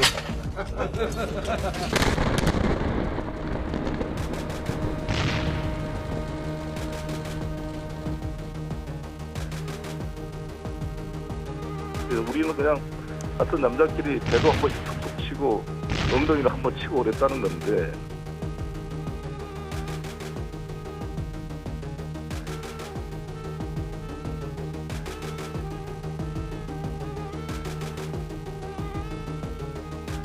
운전사의 본능적인 감각으로 뭐가 무너지면 엑셀리터만 조금 밟았어도 사실 살아날 수 있는 그런 상황인데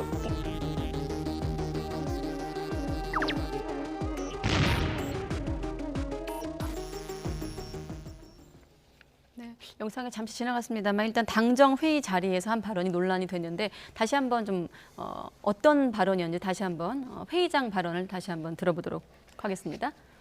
네, 송영길 대표 얘기입니다.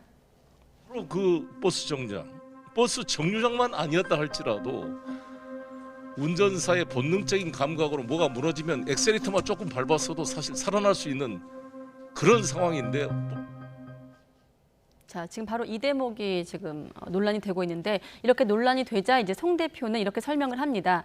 그러니까 버스 정류장을 공사 현장에서 10m라도 옮겼다면 그러니까 이제 버스 정류장을 반치한 데 대한 지적이었다고 해명을 했습니다만 엑셀 발언이 논란이 되고 있습니다. 네. 제가 사실은 송영길 대표하고 40년 가까이 지내는 사이인데요. 예. 참 안타까운 게 예를 들면 저희가 이제 실수와 잘못이 있는데 예를 들면 잘못은 이제 보통 영어로 얘기하면 에러가 났다고 얘기를 하는 거고 네. 실수는 이제 미스테이크인데 본인은 버스 정류장이 아니었다라는 부분 아니었으면 하는 이런 것들을 강조했다고 하지만 네. 저 발언을 듣고 나면 누구라도 그러면 버스 운전사가 책임이 있다는 소린가? 이렇게 들을 수밖에 없는 발언을 한 거예요. 그리고 예. 이제 앞서 쭉 설명이 나왔습니다만 지금 이제 이게 반복되는 실수가 나오게 되면 과연 지도자로서 적절한 언변인가? 라는 문제 제기가 안 될 수가 없는 상황이에요. 네.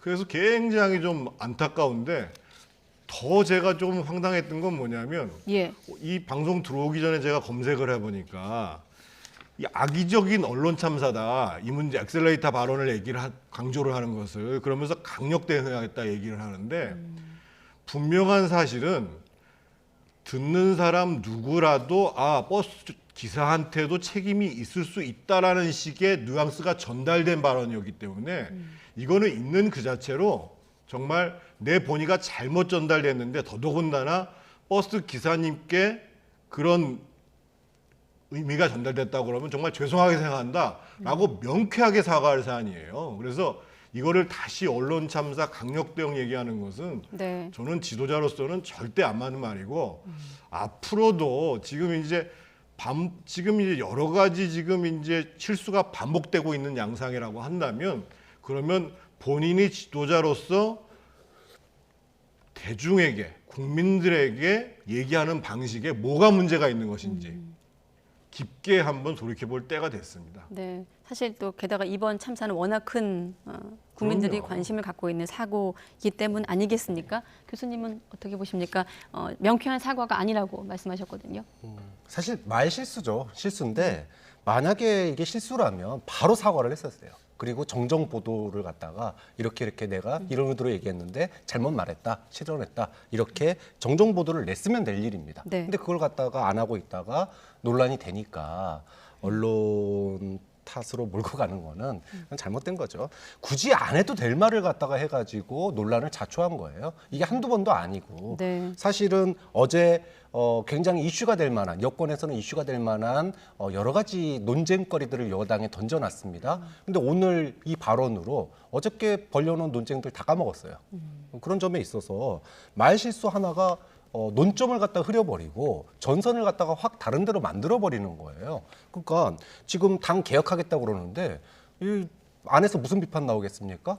대표 입이나 좀 개혁하십시오. 이렇게 비판이 나오면 할 말이 없는 거예요. 네. 좀 그런 점에 있어서 역시나 책임 있는 자리에 있는 사람의 입은 무겁고 신중해야 된다. 과거에도 좀 가벼운 언사들이 국민들의 마음에 상처를 준 적이 있었는데 네. 저도 처음에 사건 났을 때는 그런 생각이 들었었어요. 그거 진짜 한 10cm만 더 빨리 출발했으면 이런 생각을 했는데 영상 보니까 그런 사고가 할 수가 없는 위치와 자리였단 말이에요. 네. 그러니까 그 영상이 이미 다 나온 상태에서 그걸 보셨다라면은 도저히 나올 수 없는 얘기를 했기 때문에 네. 이거는 100번 사과해도 빨리 사과하고 넘어가는 게 맞는 거죠. 네, 워낙 파장이 크다 보니까 송 대표의 정제되지 않은 화법, 이게 과거의 얘기까지 지금 저희 영상 속에서 있었습니다만 소환될 만큼 논란이 있습니다. 의원님께 한번 질문을 드리면 이렇게 당 대표의 어떤 실언 같은 거 사실 여야를 떠나서 이런 일이 벌어졌을 때 어떤 좀 대책들이 세워지나요? 어떤 논의가 오갑니까, 실제로? 아니요, 저건 대책 문제를 떠나가지고 조금 전에 우리 박장원 교수님이 잘 말씀하셨잖아요. 네. 내가 실수를 했다라고 하면 정치인들은 자꾸만 변명할 생각을 하지 말고요. 네. 바로 사과를 해야 됩니다. 사과를 해야 되고 사과를 하는 것도 시기에 맞게 그리고 구체적인 대상. 이번에 같은 경우에는 사실은 반드시 이 버스 기사님과 그 가족들한테 정말 죄송하게 생각한다고 말씀드리고 예. 내가 이 집권당의 지도자로서 국민들에게 이런 문제로 심려를 끼쳐도록 정말 죄송하다 이렇게 얘기를 하고 굳이 언론에 대해서 본인이 예를 들면 불편한 마음이 있다고 한다면 앞으로 내가 메시지가 잘 전달되도록 노력할 테니까 우리 언론에서도 잘 전달해 주십시오. 이러면 독하는 겁니다. 그래서 더 이상 무슨 이런 방법이 있고 저런 방법이 있지 않아요. 이런 부분은 아주 명료하게 바로 그리고 구체적으로 사과해야 되는 겁니다. 네, 오늘 막말과 어떤 정치인의 막말 실언과 관련해서 또 같이 이제 제기되고 있는 대목이 지금 다른 당 얘기긴 합니다만은 국민의힘 차기 사무총장으로 내정된 한기호 의원도 지금 막말 논란도 좀 결이 다른 얘기이긴 합니다만 과거 얘기가 다시 또 꺼내지고 있습니다. 인사와 관련해서 당 내에서도 부적절하다 이런 얘기가 나오고 있는데 어떻게 평가하십니까? 이준석 대표가 이제 처음에는 권영세 사선 의원을 사무총장에 모시려고 그러다가 잘 안 됐고 그래서 이제 한기호 삼선 의원한테 했는데 지금 말씀하셨던 것처럼 한기호 의원이 굉장히 이제 좀 강경한 보수 색채를 갖고 있거든요. 그러면서 과거에 사실은 여러 차례 막말을 한 것이 사실입니다. 그래서 예.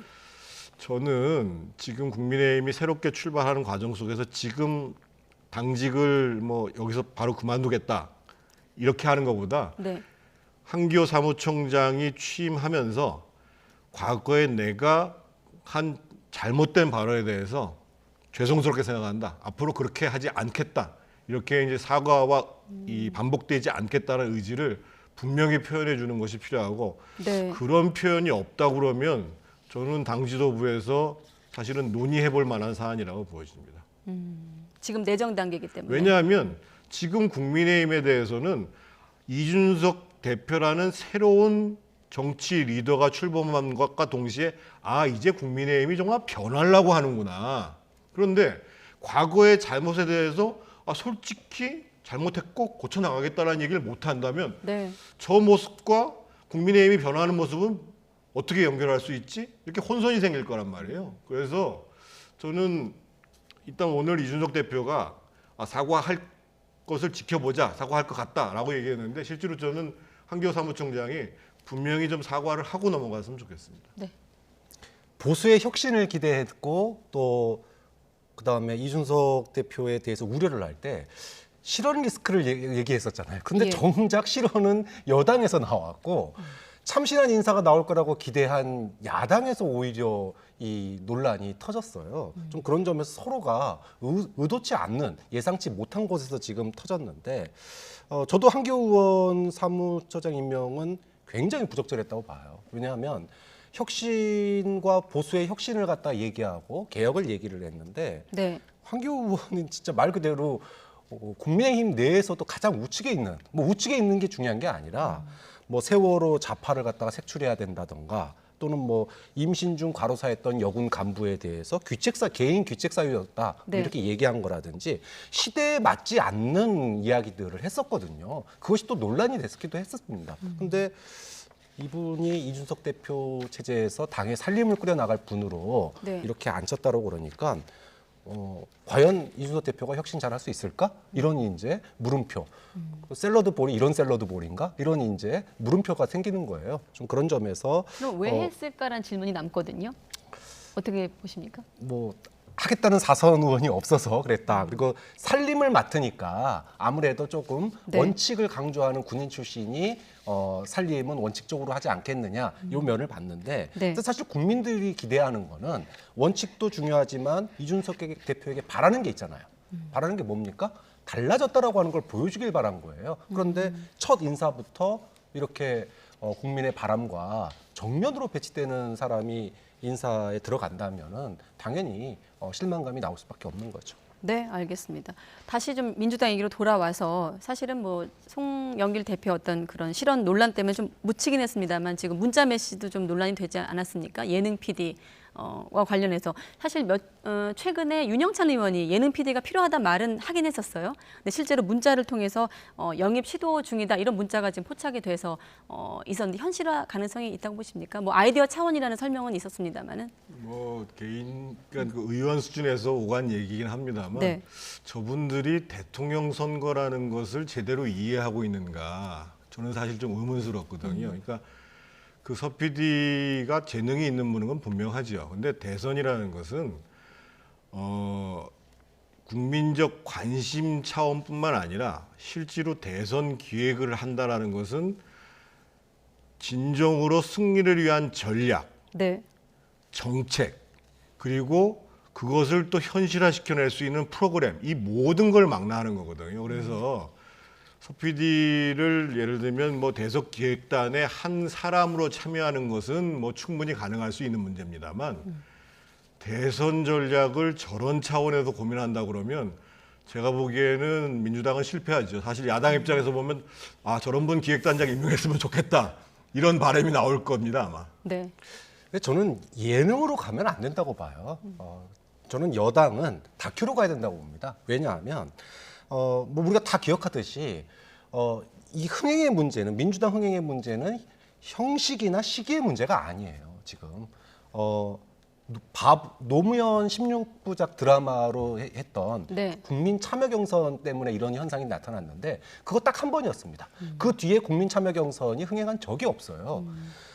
여기에는 형식과 시기보다는 오히려 바보 노무현이라고 하는 인물이 있었고 수도 이전이라고 하는 내용이 있었기 때문에 그것이 결국 빛날 수 있었던 건데 네. 지금 민주당은 5년 동안 집권했잖아요. 집권하고 있습니다. 그렇다면은 이제까지 뭘 잘했는지 뭘 못했는지 뭐가 아쉬웠는지 다 지금 뭐 당대표 지내고 총리 지냈던 분들이 지금 후보로 나와 있는 거잖아요. 네. 그럼 거기에 대해서 진정성 있게 이런 부분들은 정말 잘했다고 생각하고 나는 계속 유지하겠다. 이 부분은 정말 내가 뭐 생각해도 이 부분은 정말 부끄럽다. 대신에 이러이런 대안을 통해서 앞으로 보완해 나가겠다. 이렇게 진정성 있게 진솔한 다큐로서 풀어나가는 게 여전히 민주당을 지지하고 있는 사람들의 신뢰를 지킬 뿐만 아니라 떠났던 사람들에게도 제대로 반성하고 있구나라고 하는 걸 보여줄 수 있는 거지. 야당은 상상력이 가능합니다. 아직 집권 안 했기 때문에. 그림을 그릴 수 있어요. 네. 근데 여당은 5년 동안 해왔기 때문에 그림 그리는 예능으로는 안 되는 거예요. 5년 동안 한 거에 대해서 냉철하게 잘한 부분과 못한 부분, 고칠 부분 이거에 대해서 진정성 있게 다가가는 그런 점에서 저는 그 PD 개인의 문제가 아니라 네. 예능적 접근보다는 다큐적 접근이 민주당 여권에게는 훨씬 더 맞는 거 아닌가라는 생각이 듭니다. 그런 차원에서 보면 이제 경선 연기론도 교수님 표현을 그대로 빌면 다큐로 접근을 해야 된다 이렇게 보실 것 같은데 지금 내일 이제 당원 당규대로 경선을 치르겠다고 송 대표가 정할 것처럼 알려지는 분위기였는데 연판장 얘기도 나오고 있거든요.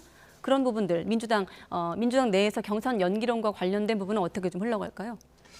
제가 상대당 얘기를 구체적으로 하기는 그렇습니다만 네. 일단 연기를 하시자는 저는 경선 시기에는 언제든지 연기할 수 있는 거예요. 그리고 민주당 당원에도 열려져 있는 건데 네.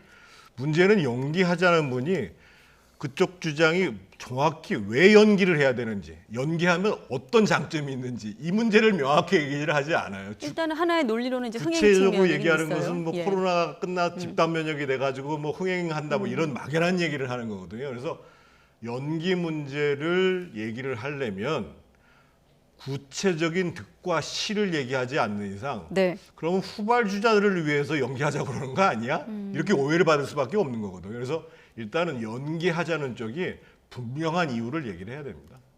교수님은 어떻게? 저도 마찬가지 생각입니다. 2달 뒤에 한다고 없던 흥행이 생기나요? 형식, 예능 PD 데려온다고 흥행이 됩니까? 이준석 같은 후보 데려올 수 있나요?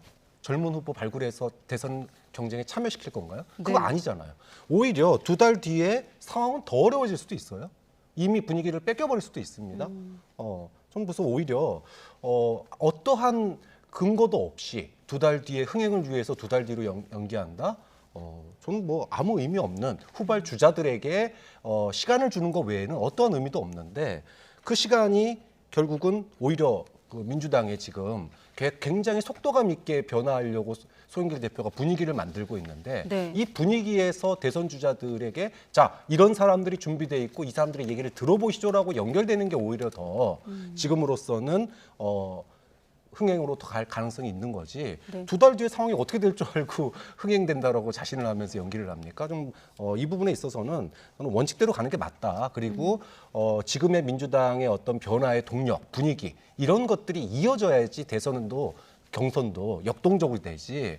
2달 뒤의 상황은 또 저는 아무도 모를 거라고 봐요. 그때 가서 오히려 더 흥행이 더 안 될 수도 있는 거거든요. 네, 알겠습니다. 자, 끝으로 지금 시점에서 나온 여론조사 결과를 좀 놓고 정리하고 넘어가 보도록 하겠습니다. 일단 지금 이번에 나온 조사 결과를 보면 이재명 지사 지지율이 조금 더 높습니다. 윤 전 총장 지지율을 1%포인트 근소한 차이로 앞서고 있는데 윤 전 총장 얘기가 나온 김에 질문을 드리면 지금 최근에 입장을 밝혔습니다. 눈에 띄는 대목이 있어요. 여야 협공에 이제 큰 정치만 생각하겠다고 하면서 이제 여야 협공에 일절 대응하지 않겠다. 큰 정치는 어떤 의미일까요? 저도 잘 모르겠어요.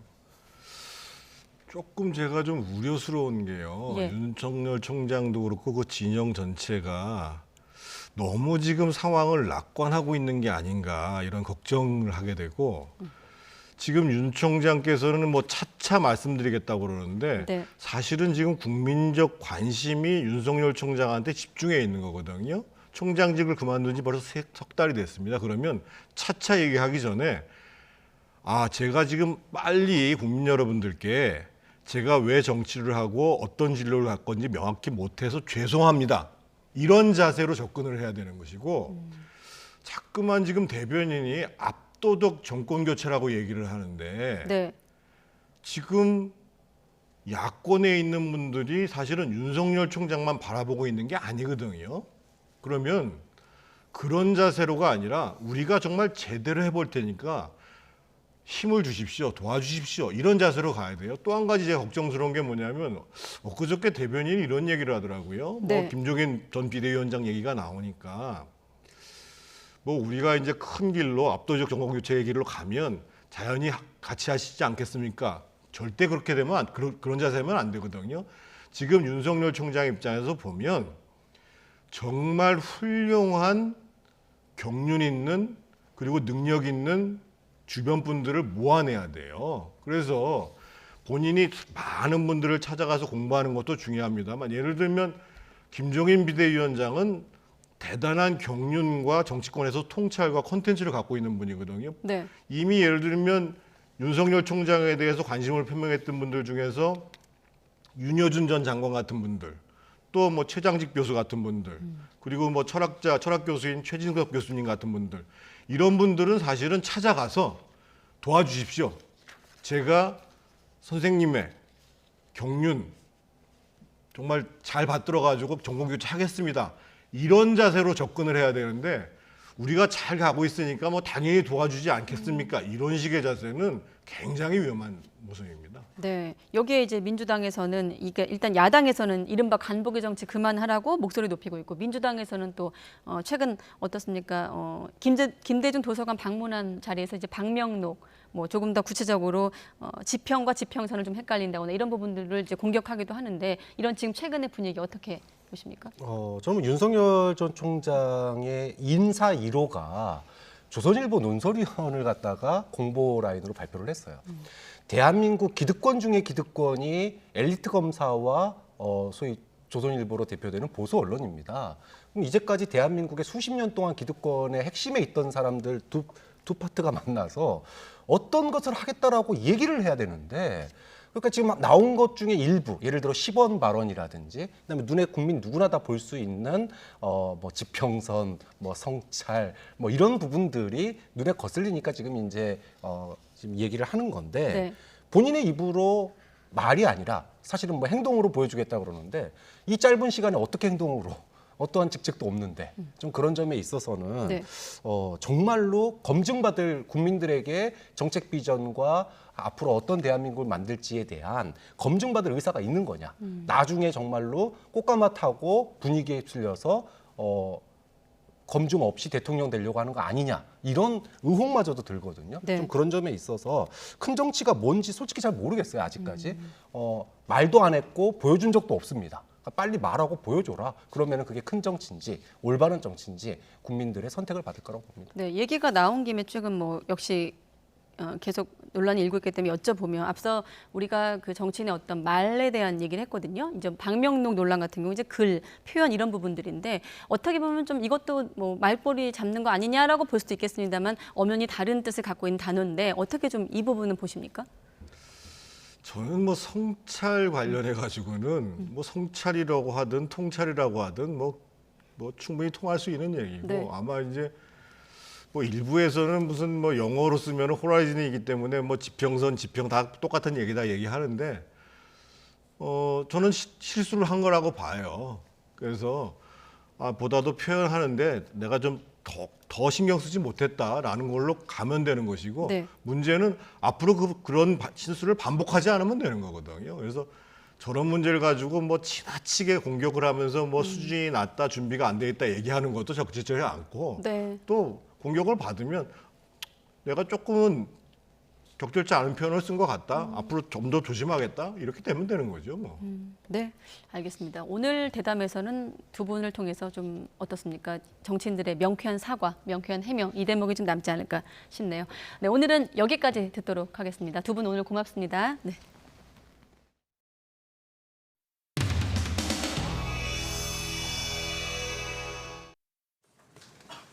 질병청장님, 네. 어제까지 1,322만 명 맞으셨다고요, 우리? 네, 그러셨습니다. 자, 한 달 전으로 되돌아가 보려고 합니다. 딱 한 달.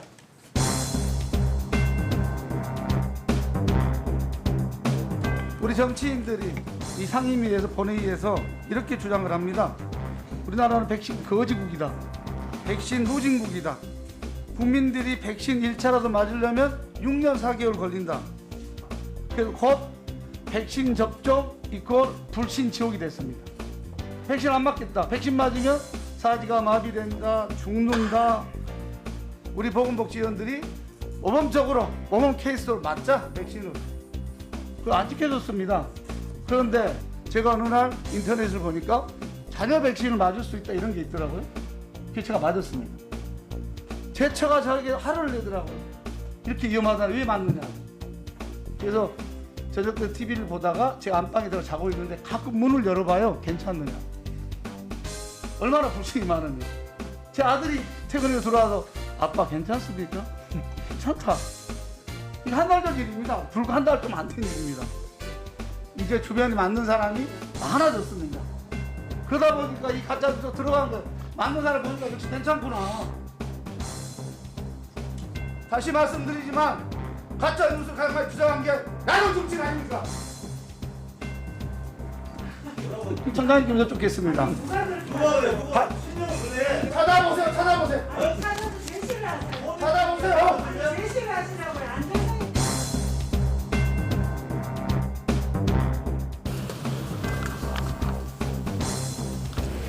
제가 한번 말씀을 드려볼게요. 국민들은 정부의 이야기를 믿질 않습니다.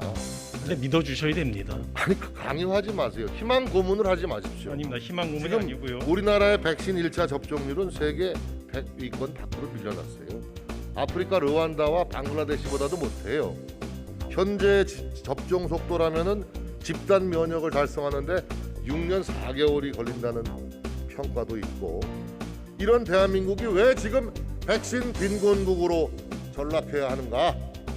왜 대한민국은 백신 빈곤국인가? 백신 후진국인가? 국민들은 의아해하는 거예요. 집단 면역 체계를 갖추는데 6년이 걸릴지 모른다는 이런 잘못된 뉴스를 강조하게 되면요, 국민이 불안해지기만 합니다. 4월 달까지 300만 명, 상반기에 1,200만 명, 11월 달에 집단 면역이 이루어지도록 제가 그럼 이렇게 물어볼게요. 다른 예를 명확하게 듣지 않고. 제시하고 자, 그러면 들어가고 있고요. 일본에서 지금 다음은 또 강이네요. 강기훈 의원님. 강하지 않게 발언해 주시기 바랍니다. 강가들은 순해요. 접종률이 지금 많이 좋아지고 있지 않느냐. 저도 참 고무적이고 다행이라고 생각합니다. 만약에 접종률이 그렇게 높이 올라갔다면 이 야당이 큰 역할을 저는 했다고 봅니다. 동의하십니까? 야당의 야단. 이해가 안 되십니까? 네, 조금 설명. 더 구체적으로 하면 야당의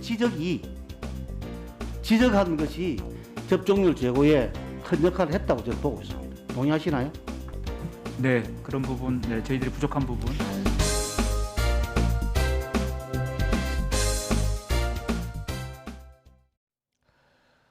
오피스텔을 짓는 공사 현장에서 30대 타워 크레인 기사가 숨지는 안타까운 사고가 일어났습니다. 크레인 끝부분에 매달려 있어야 할 철제고리가 갑자기 밑으로 떨어지면서 벌어진 일인데 경찰이 수사에 착수했습니다. 차상은 기자입니다. 부산의 한 오피스텔 신축 공사 현장입니다. 바닥에는 크레인 철제고리가 떨어져 있습니다. 30대 타워 크레인 기사 A씨가 추락한 부품에 맞아 다쳤다는 신고가 들어온 건 오후 2시 40분쯤. 콩소리 났는데 그 소리만 듣고 괜찮겠지 했는데 막 과음소리 나더라고. 그 놀래서 나오니까 사람이 쓰러져 있더라고요. 25m 높이에 걸려있던 130kg짜리 철제 고리는 그 아래에 있던 A씨를 그대로 덮쳤습니다. 사고 당시 크레인은 작업이 끝나 멈춘 상태였습니다. 크레인 기사 A씨는 이곳에서 작업을 하던 중에 갑자기 떨어지는 구조물에 맞는 사고를 당했습니다. 머리와 다리를 심하게 다친 A씨는 곧바로 병원으로 이송됐지만 결국 숨졌습니다. A씨는 크레인으로 철근을 옮기는 작업을 마친 뒤 동료들을 도와 자재를 포장하다가 사고를 당한 것으로 파악됐습니다. 경찰은 사고 원인을 밝히기 위한 수사에 착수했습니다. 정확한 사고 규명을 위해서 국과수에 감정을 의뢰한 뒤에 사고 그 원인 따라서 계속적으로 수사를 진행하도록 하겠습니다. 경찰은 크레인 불량 여부를 면밀하게 분석하는 동시에 시공사의 과실 여부도 조사할 계획입니다. YTN 차상입니다. 가습기 살균제 참사로 가족을 잃거나 병에 걸렸다는 25가족이 책을 펴냈습니다. 책 제목은 내 몸이 증거다입니다. 정현우 기자의 보도입니다. 피해 신고 7,400건에 전체 피해자는 67만 명까지 추산되는 가습기 살균제 참사. 25가족, 피해자 63명이 자신의 경험을 증거로 남기겠다며 수기를 썼습니다. 수기를 써주신 가족분들의 그 사연은 마음이 아프고 책을 만드는 데는 참 마음이 참 무거웠습니다. 책에는 가습기 살균제로 아이와 평생 이별하는 계기가 됐다는 부모들의 절절한 사연이 담겼습니다.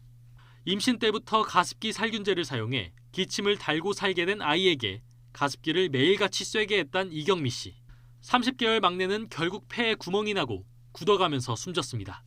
일기로 써놓았는데 그것을 한 장 한 장 넘기면서 읽어보다 보니 우리 짠성이가 얼마나 많이 아팠을까. 너무너무 미안했고. 생후 50일 만에 숨진 아기. 부모는 아기가 기침할 때면 일부러 코와 입에 가습기를 대게 했던 자신이 원망스럽습니다. 절 뒤편에 소나무 있는데 요거를 뿌린 뒤 매년 아이 엄마하고. 지금껏 숨진 사람만 1,500명이 넘지만 아직도 피해를 인정받지 못한 일부 피해자는 내 몸이 증거라고 울분을 토합니다. 15년 동안 함께 가습기 살균제를 썼는데 천식의 척추염까지 앓는 큰아이가 여태껏 피해 인정을 못 받았다는 사례도 소개됐습니다. 환경부에서는 그 천식을 왜 인정을 하지 않는지 그런 거에 대한 부연 설명은 전혀 없고요. 그냥 천식을 인정할 수 없다 이렇게만. 가습기 살균제 참사가 알려진 지 10년째. 고통을 각자 감내해온 피해자들은 마음의 병까지 호소합니다. 피해 인정 과정 부분들이 방치돼 있거나 또 인정을 굉장히 제한적으로 받거나 이런 과정 속에서 사실 사회적으로 많이 고립되고 힘들고 이런 과정들을 겪었습니다. 수많은 병을 몸에 안고 사는 피해자들은 환경부가 폭넓은 판정 기준을 마련해 가습기 살균제 피해자를 최대한 많이 구제하는 게 시급하다고 목소리를 높였습니다. YTN 정현우입니다. 태어난 지 한 달 된 딸의 이마를 반지 낀 손으로 때리는 등 여러 차례 학대해서 숨지게 한 20대 아버지에게 검찰이 징역 20년을 구형했습니다. 검찰은 피해자의 유고를 확인한 결과 여러 차례 암흔 흔적이 발견됐다며 이는 학대가 수차례 이어진 증거라고 주장했습니다. 아버지 A씨는 지난해 12월 31일 경기도 수원시 집에서 생후 29일 된 딸이 잠을 자지 않고 운다는 이유로 손에 금속 반지를 낀 채 이마를 2차례 때려 숨지게 한 혐의를 받고 있습니다. 최후 변론에서 A씨는 많이 반성하고 후회하고 있다며 사죄하며 평생 살아가겠다고 말한 것으로 알려졌습니다. 한동안 잠잠했던 군 부실급식 제보가 터져 나왔습니다. 이번에는 비격리 장병의 급식을 차별했다는 것인데 육군이 바로 반박하며 공방으로 번졌습니다. 이런 가운데 국방부는 조리병 1,000명의 조리용 로봇을 투입하는 등의 추가 부실급식 대책을 내놓았습니다. 보도에 이승윤 기자입니다. 육군 훈련소 대신 알려드립니다. 페이스북에 오랜만에 부실급식 제보가 올라왔습니다.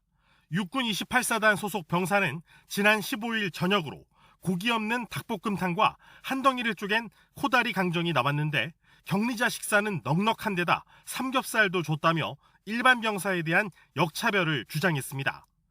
하지만 육군은 급양관리관이 조리와 배식 전 과정을 관리 감독했으며 배식 뒤 닭볶음탕 등 모든 반찬이 남았다며 해당 주장을 반박했습니다. 다만 삼겹살은 격리 인원에게만 제공됐다며 급식량 편차는 확인하겠다고 밝혔습니다.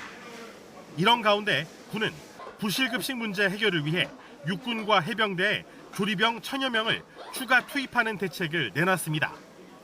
하반기부터 행정지원 인력을 적극 감축해 조리병으로 전환하고 민간 조리원도 조속히 채용해 병력 80명 이상 취사장에 1명인 조리병을 2명으로 늘린다는 겁니다.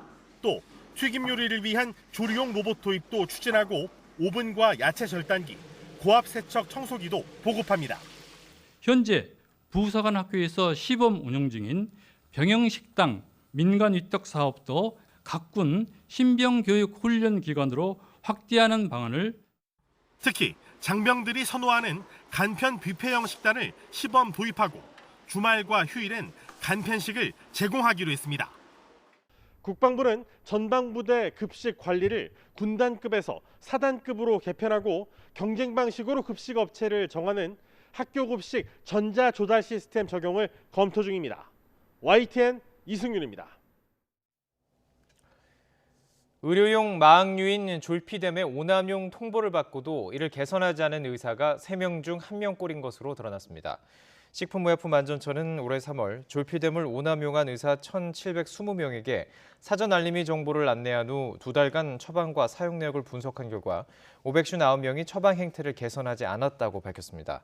이에 따라 식약처는 졸피뎀 처방 의사들에게 2단계 서면 경고 조치를 하고 이후에도 처방 행태가 나아지지 않으면 마약류 취급 업무 정지 등으로 제재할 계획입니다. 종합부동산업체인 성정이 기업회생 절차를 밟고 있는 이스타항공의 새 주인이 될 것으로 보입니다. 이제 관심은 이른바 승자의 저주를 비껴갈 수 있을지에 쏠리고 있습니다. 조태현 기자입니다. 항공업 악화와 창업주 이상직 의원의 각종 비리 의혹 속에 기업 청산의 위기에 몰렸던 이스타항공. 오랜 어둠 끝에 새 희망을 꿈꿀 수 있게 됐습니다. 중견 부동산 기업인 성정이 우선 매수권을 행사하기로 하면서 새 주인으로 사실상 낙점된 겁니다. 성정은 충청남도 부여에 본사가 있는 기업으로 지난해 말 기준 임직원 수는 39명입니다. 관계사로 골프장인 백제 컨트리클럽, 토목공사 업체인 대구 건설산업 등이 있습니다. 기업 규모가 큰 편은 아니지만 형남순 회장 등 오너 일가의 자본력을 바탕으로 인수에 나선 것으로 전해졌습니다. 쌍방울 그룹이 인수전에 뛰어들었지만 우선권을 가진 성정이 금액을 100억 원가량 높이면서 인수전의 승자가 됐습니다. 이제 시선은 성정과 이스타항공이 이른바 승자의 저주를 피할 수 있을지에 쏠립니다. 지난해 1분기 말 기준 이스타항공의 부채 규모는 약 2,200억 원, 자본금은 아예 마이너스로 기업으로서 생존이 어렵다고 보는 완전 자본 잠식 상태였습니다. 지난 1년 사실상 운항을 중단한 상태였던 만큼 재무 구조는 더욱 나빠졌을 것으로 추정됩니다. 반면 지난해 말 기준 성정의 자산 규모는 315억 원이고 백제 컨트리클럽과 대구 건설산업은 각각 963억 원, 150억 원입니다. 회사의 규모를 고려하면 이스타항공을 정상화하는 데 들어갈 비용이 지나치게 클 것이라는 우려가 나오는 배경입니다. 다만 아직 승자의 저주를 언급하긴 이르다는 분석도 제기됩니다. 성정의 사업 의지가 명확하고 빌린 돈으로 인수에 나선 것이 아니라 금융적인 위험 요소도 없기 때문입니다. 오랫동안 항공업 진출을 사실은 준비를 해왔던 기업으로 알려져 있고요. 심지어 자금력 그리고 이제 경영진까지 다 구상을 끝낸 걸로 합니다. 그 충분한 자본력을 가지고 들어왔다. 그런 점에서는 단기간에 승자의 저주에 빠질 우려는 없다고 봅니다. 결국 승자의 저주를 피하기 위해서는 성정의 경영 능력과 더불어 필요한 자금을 제때 조달할 수 있는지가 중요하다는 지적이 나옵니다. YTN 조태현입니다. 코로나19에 대응한 국가 경쟁력 평가가 발표됐습니다. 우리나라는 지난해에 이어서 2년 연속 세계 23위를 기록했습니다. 오인석 기자입니다. 국가 경쟁력 순위를 해마다 발표해온 국제경영개발연구원이 올해는 코로나19 장기화에 대응한 각국의 경쟁력에 평가의 초점을 맞췄습니다. 위기를 헤쳐나가는 경제 민첩성과 혁신 능력, 비대면 전환, 사회 안전망 등이 주요 평가 대상입니다. 우리나라는 지난해에 이어 총 64개국 중 국가 경쟁력 23위를 기록했습니다. 인구 2천만 명 이상인 29개국 중에서는 지난해에 이어 8위에 올랐습니다. 성장과 수출, 투자 실적을 중심으로 한 경제 성과 분야가 지난해 27위에서 18위로 9계단 상승했습니다. 반면 기업들의 세부담 등이 늘며 정부 효율성은 6단계 하락했습니다. 기업 효율성과 인프라 분야는 지난해와 비슷한 수준을 유지했습니다. 세부 항목별로는 과학, 인프라 분야가 2위에 올라 높은 경쟁력을 보인 반면 노동시장은 37위에 머물렀습니다. 또 남녀 실업률 격차는 30위, 사회 응집력 순위는 40위로 나타나 코로나 위기 장기화에 따른 영향이 반영됐습니다. 우리 아직은 뭐 경제 양극화라든지 어려워하는 부분도 있지만 전체적으로 평균적으로 봤을 때 경제 성과가 좋아진 부분이 올해 상반기에 전체적인 순위를 유지하는 데 도움을 주지 않았나. 중국과 일본은 16위와 31위를 기록했습니다. 미국은 지난해와 같은 10위였습니다. 정부는 민관 합동 국가경쟁력 정책협의회를 열고 우리 경제의 강약 요인을 분석해 정책 방향을 논의하기로 했습니다. YTN 오인석입니다. 문재인 대통령이 영국에서 열린 G7 정상회의와 오스트리아, 스페인 국빈 방문 등 6박 8일 동안의 유럽 순방 일정을 마치고 귀국길에 올랐습니다. 문 대통령은 현지 시각 17일 오후, 우리 시간 오늘 밤 전용기인 공군 1호기를 타고 스페인 바르셀로나 엘프라트 공항을 출발해 우리나라로 향했습니다. 중국이 독자적인 우주정거장 건설을 위해서 유인 우주선 발사와 도킹에 성공하면서 우주 굴기에 한 발 더 다가섰습니다. 이어진 기자의 보도입니다. 请首长放心，坚决完成任务。我们在北京等你们凯旋而归。 중국의 독자 우주정거장 텐궁 프로젝트의 첫 유인 우주 비행을 위해 군대 소속 우주인 3명이 선저우 12호에 탑승합니다. 발사를 앞두고 열린 출정식을 보면 중국 국기를 흔드는 참석자 뒤로 창당 100주년을 기쁘게 맞이한다는 표어가 등장합니다. 다음 달 1일 중국 공산당 100주년 기념일을 앞두고 이번 발사를 통해 국가 위신과 애국심을 끌어올리려 한 것으로 보입니다.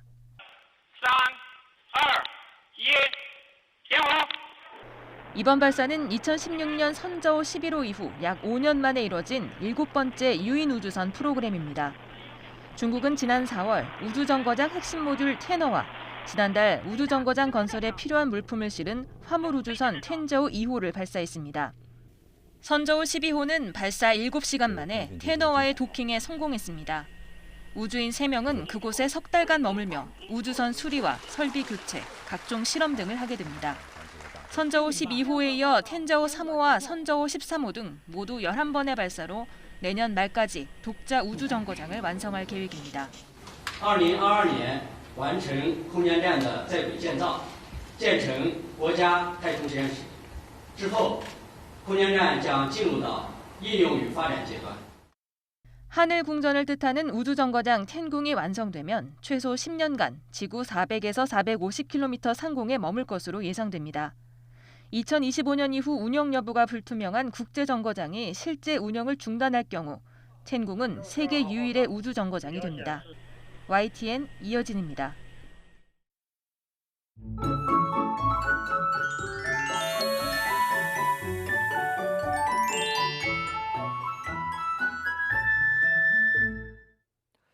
종일 비가 내릴 듯 흐린 날씨가 이어지더니 서쪽 지방에는 오후부터 약하게 비가 내리기 시작했습니다. 내일은 대부분 지역으로 비가 확대되겠고 서울 낮 기온이 24도에 머무는 등 오늘보다 조금 더 선선해지겠습니다. 반면 동해안은 강릉 낮 기온이 28도까지 오르는 등 오늘보다 5, 6도가량 높아 제법 덥겠습니다. 내일 오전까지 대부분 지역에 비가 오겠고 제주도는 낮 동안 비가 내리겠습니다. 오후에는 비가 그치고 점차 날이 개겠습니다. 이번 비는 내리는 시간도 길지 않고 비의 양도 5mm 안팎으로 많지 않겠습니다. 내일 낮 기온 내륙 지방은 예년보다 2도에서 4도가량 낮겠고 동해안은 2, 3도가량 높겠습니다. 서울 24도, 대전 25도, 광주 25도, 포항 27도로 예상됩니다. 주말에는 대체로 맑은 하늘이 함께하겠고 기온이 오르며 초여름 더위가 이어질 전망입니다. 날씨 정보였습니다. 네, 목요일 밤 뉴스나이트 마치겠습니다. 네, 함께해 주신 여러분 고맙습니다.